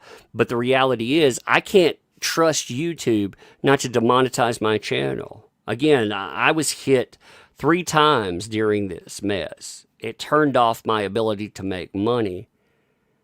And I had to get my MCN to fight it. One of them took, 17 days to get everything repaired, and I was offline for a week. Well, can you imagine removing any income from yourself for an entire week?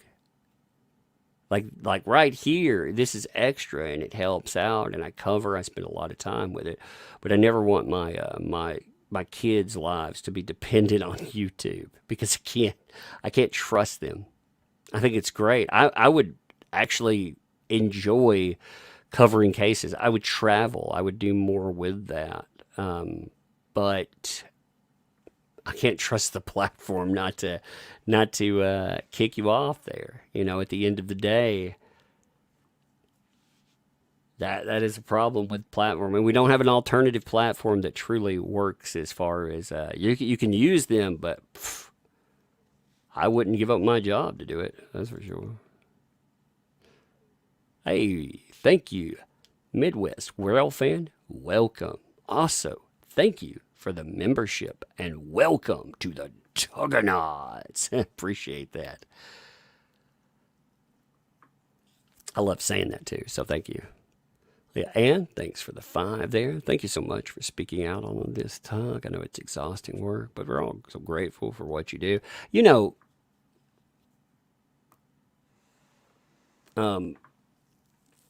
I'm glad that we have people that have made this something that is a worthwhile endeavor. I used to cover just Hollywood hypocrisy, breakdowns of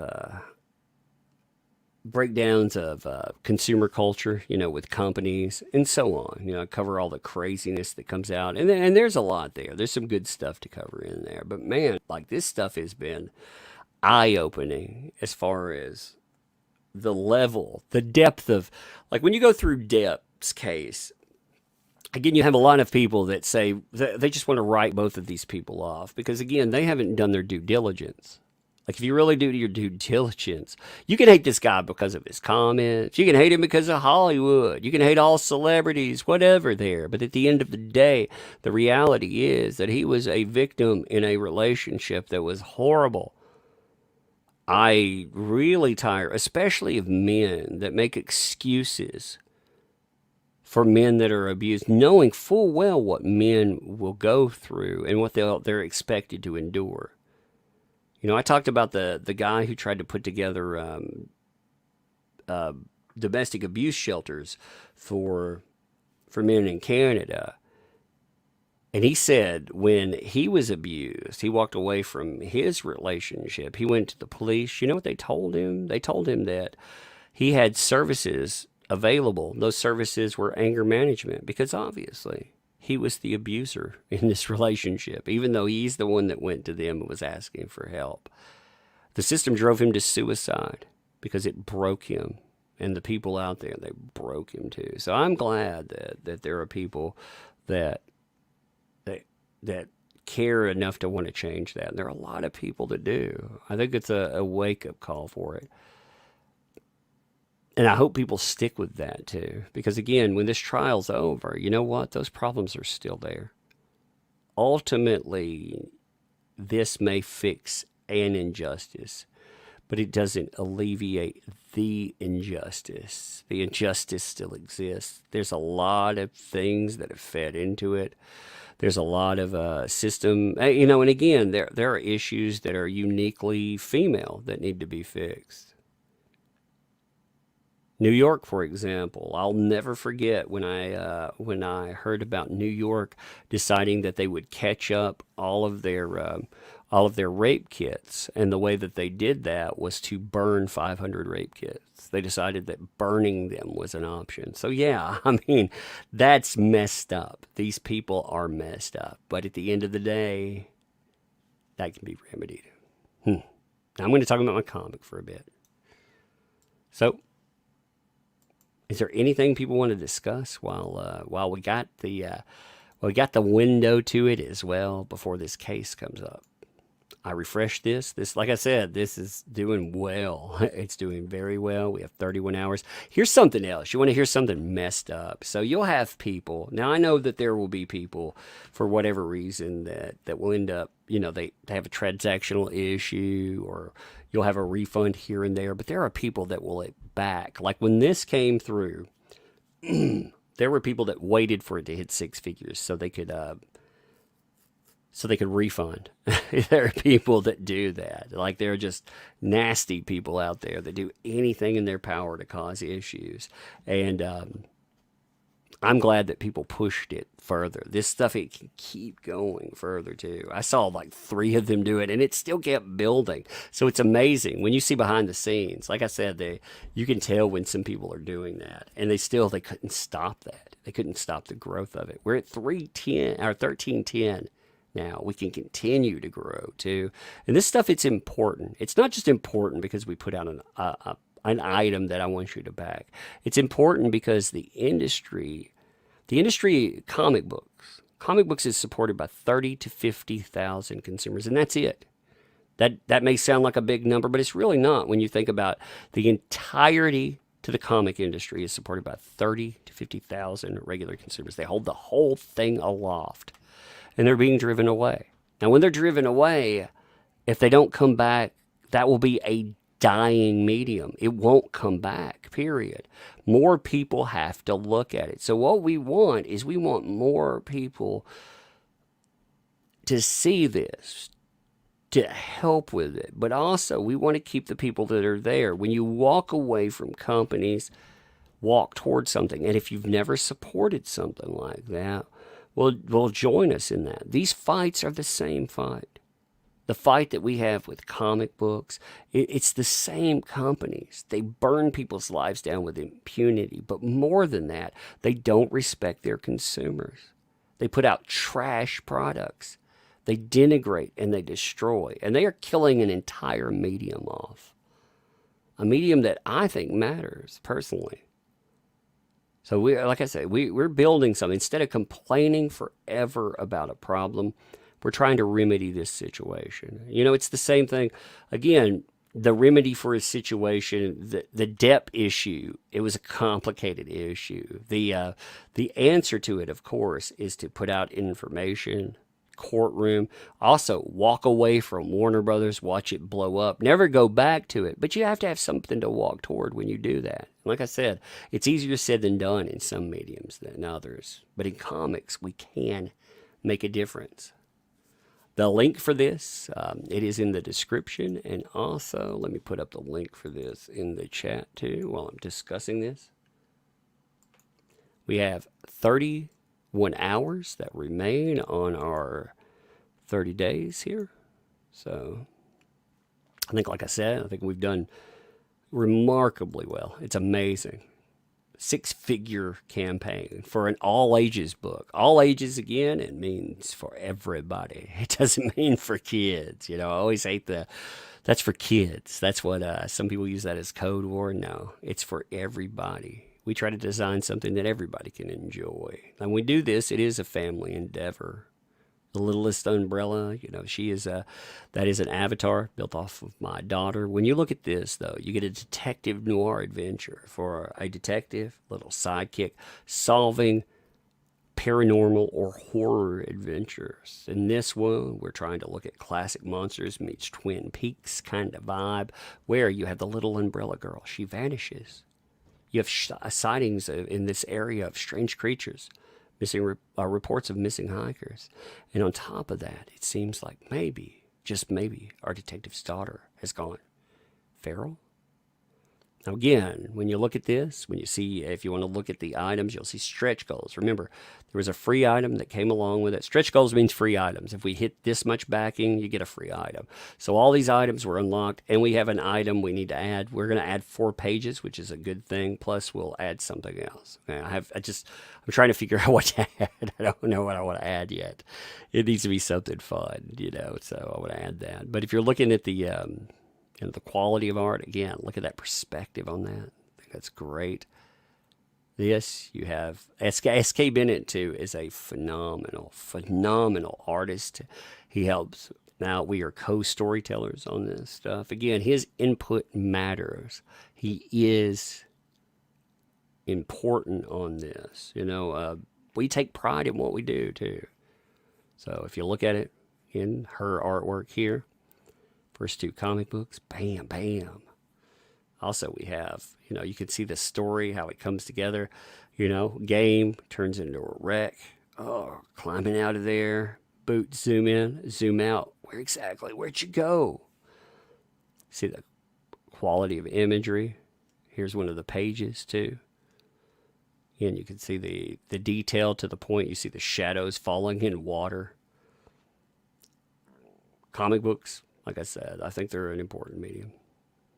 Let me look at the people that are members too. You can make statements like King Leak does here. You should have one of those. Normally per live stream, I think. Member for 26 months. Thank King. Appreciate that. Howdy. 3 months, mofo. Yeah, even though I've been signed 2 years. Go sign up for Neon Revenue. Put your link in the thing. Go sign up for it. There's a comic book coming from King Leak. King Leak's good people. Very good people. It doesn't cost you anything to sign up for the upcoming list. He has a sign-up sheet coming up. So make sure that you check that out. I want you to put that in the thing. There it is. So it's at the bottom. Anybody else have a cat? Thinks you're a servant. I think a lot of people do. That's what cats do. Ugh. This is going to be your very first comic book. Oh, thank you, Barbara, there. Thank you for your hard work. I know it'll be beautiful in first class. Oh, yes. It'll be solid work. We put a lot of effort into making sure that happens. I missed your second super chat. Let me see. I want to play the Hammer song again in a minute. I'll have to pull that up on the thing. I'm going to play the Hammer song again. If you don't know the background of that, again, it has a lot of profanity, but it's worth it. I think it's a good song. Give me 1 second. I'm catching any super chat I missed. It was a discussion there was a guy who came on. He was talking about a crazy person. This crazy person was a doxer and a threatener of children, somebody who's filed false police reports in our area, just a crazy person. No, the one for Luke who wants to do a lug card. Oh, yeah. I contacted the person who was wanting to do a card. I did contact them. Yes, I did. Gelth, I did contact them. Thank you, man. I did write them. But anyway, so the Hammer song, you had this person come in that, again, they had a falling out with one of their buddies who was a terrible fucking person. And the problem is that person is a terrible person too. They decided, again, things like tell my wife to kill herself. So I blew up on stream, and someone made a song out of it. And even though the rant has a lot of profanity in it, it's a fun one. 18, thanks for the 5. When will you be giving comics to Children's Hospital? I donated to that. Well, we have a delivery date on our comic. So whenever our comic book's finished, when it's in print for us, our estimates, it'll take 44 pages. We're going to aim for a few months to get that done. Plus, we have to have print. So we'll see when that finalizes. Right after that, we'll take them over.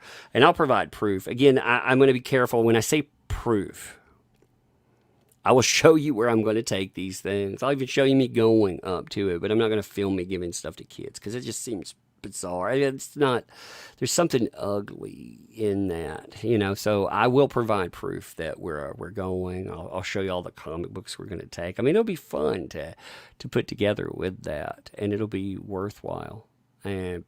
But I haven't figured out how far proof goes yet. Enough to show you. Yeah, we went here. Here's us going to the. Here's us going like we're in the parking lot. We're going to go in. I mean, whatever. You know, just I want to go further than that. Yeah. But yes, we will provide proof of that too. So we'll show you. And I'm glad that you folks donated. Like I said, that is probably the most worthwhile thing that we get to do with this thing. It gets to, I get to show my kid how to handle that. King Leak, thanks for the 2 shekels for a lug and bug. That is all, y'all. Thank you for that. So anyway, all right, I'm going to play you the Hammer song. Again, you get some profanity if that's not your thing, but it's a great song. This is a message to somebody out there that decided they would be a horrible human being. They would, like I said, you know, they would do things they would never do in real life, like telling your wife, you know, some people out there have done horrible things. Hey, maybe they can drive your wife to suicide, or maybe they can drive them to miscarriage. You know, fuck these people. So this was a discussion with one of those folks. Put this song, so it's a lot better. I'm going to play it. Technology.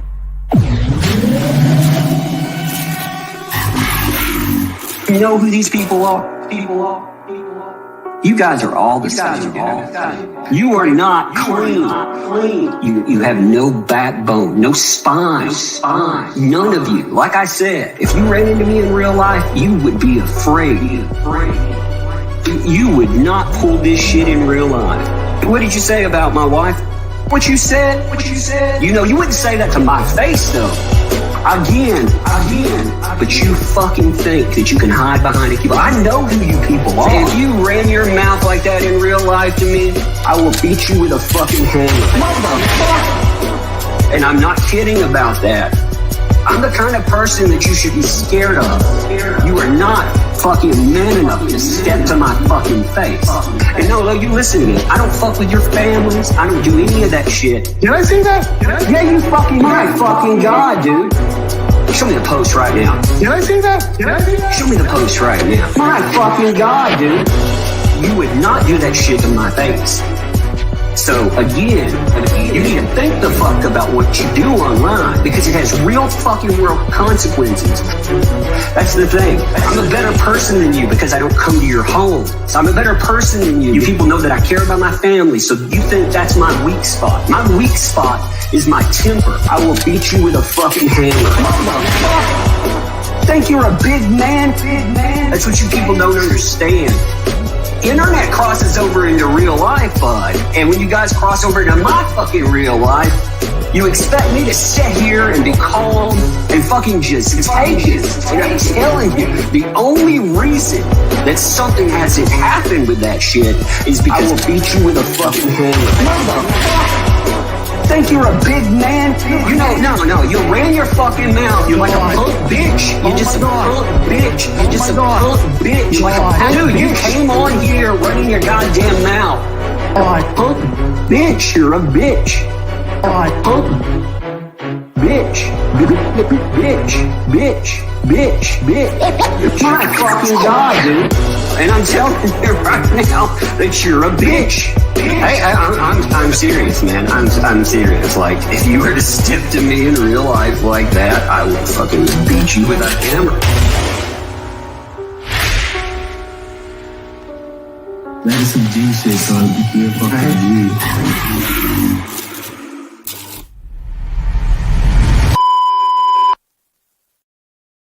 G. What a song.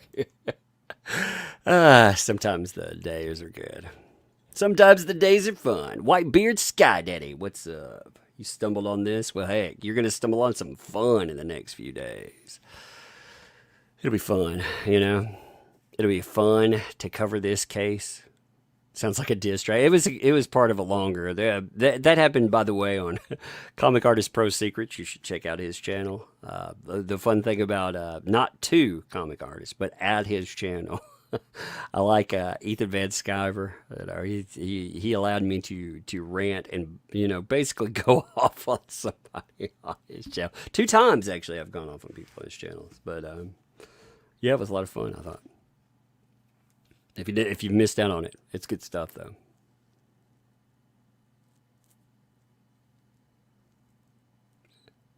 A pipe wrench. No, man, you beat someone like a roofing hammer. If you wanna scare somebody, that's the way.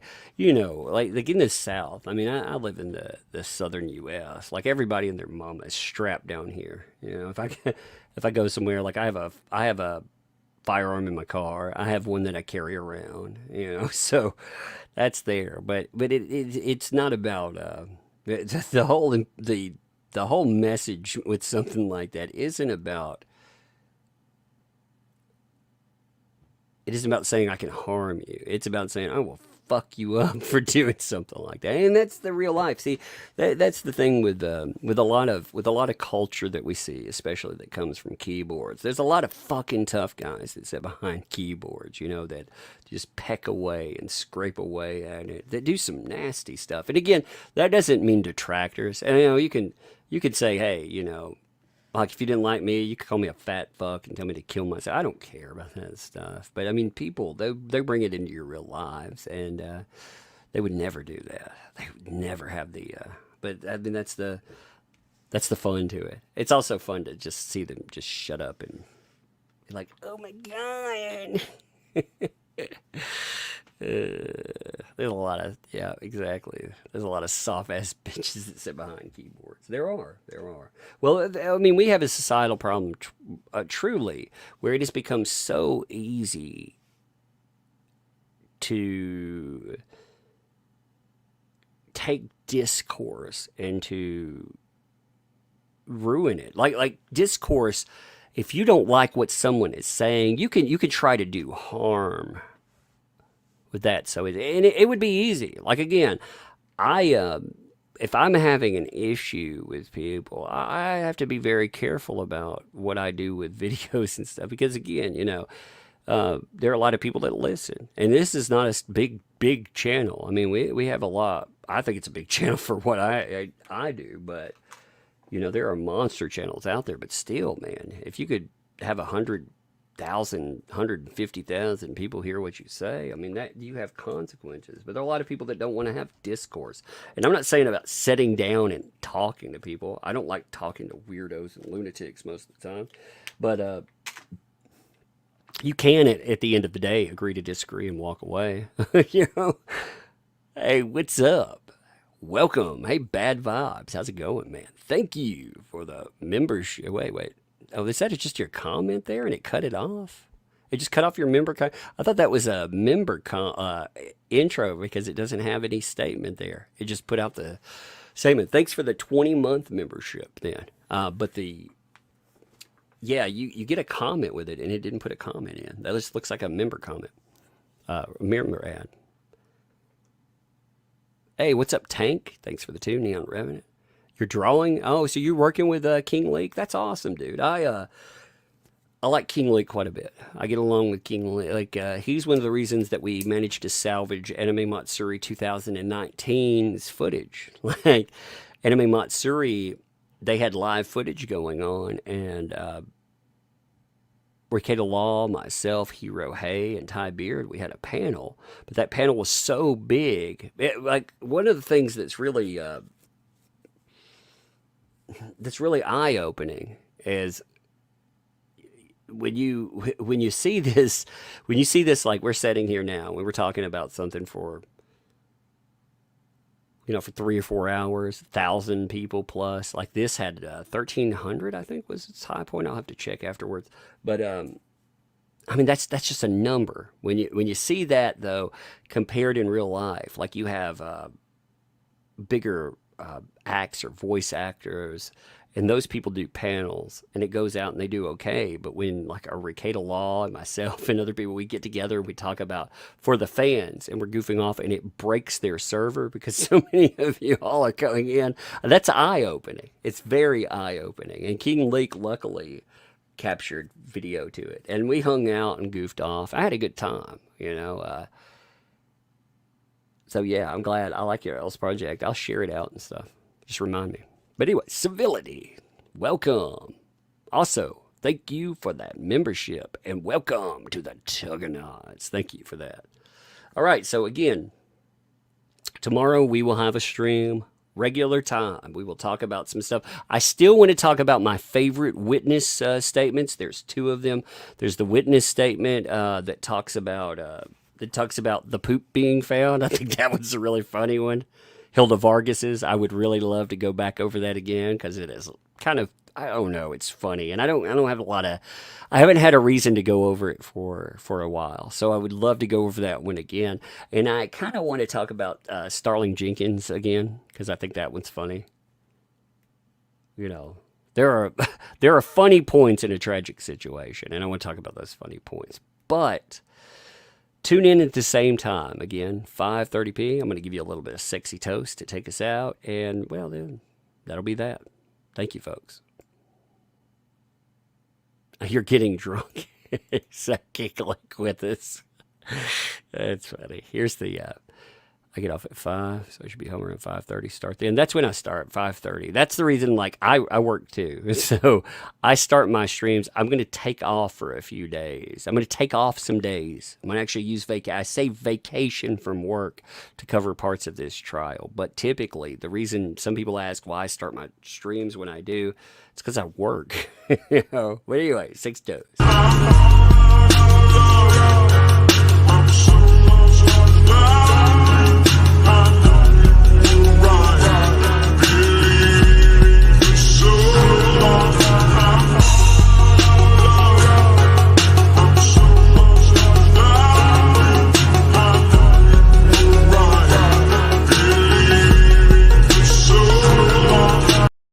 All right, and again, appreciate you folks. I cannot say that enough. Check out the comic too. Again, need your help. And we are out. Later.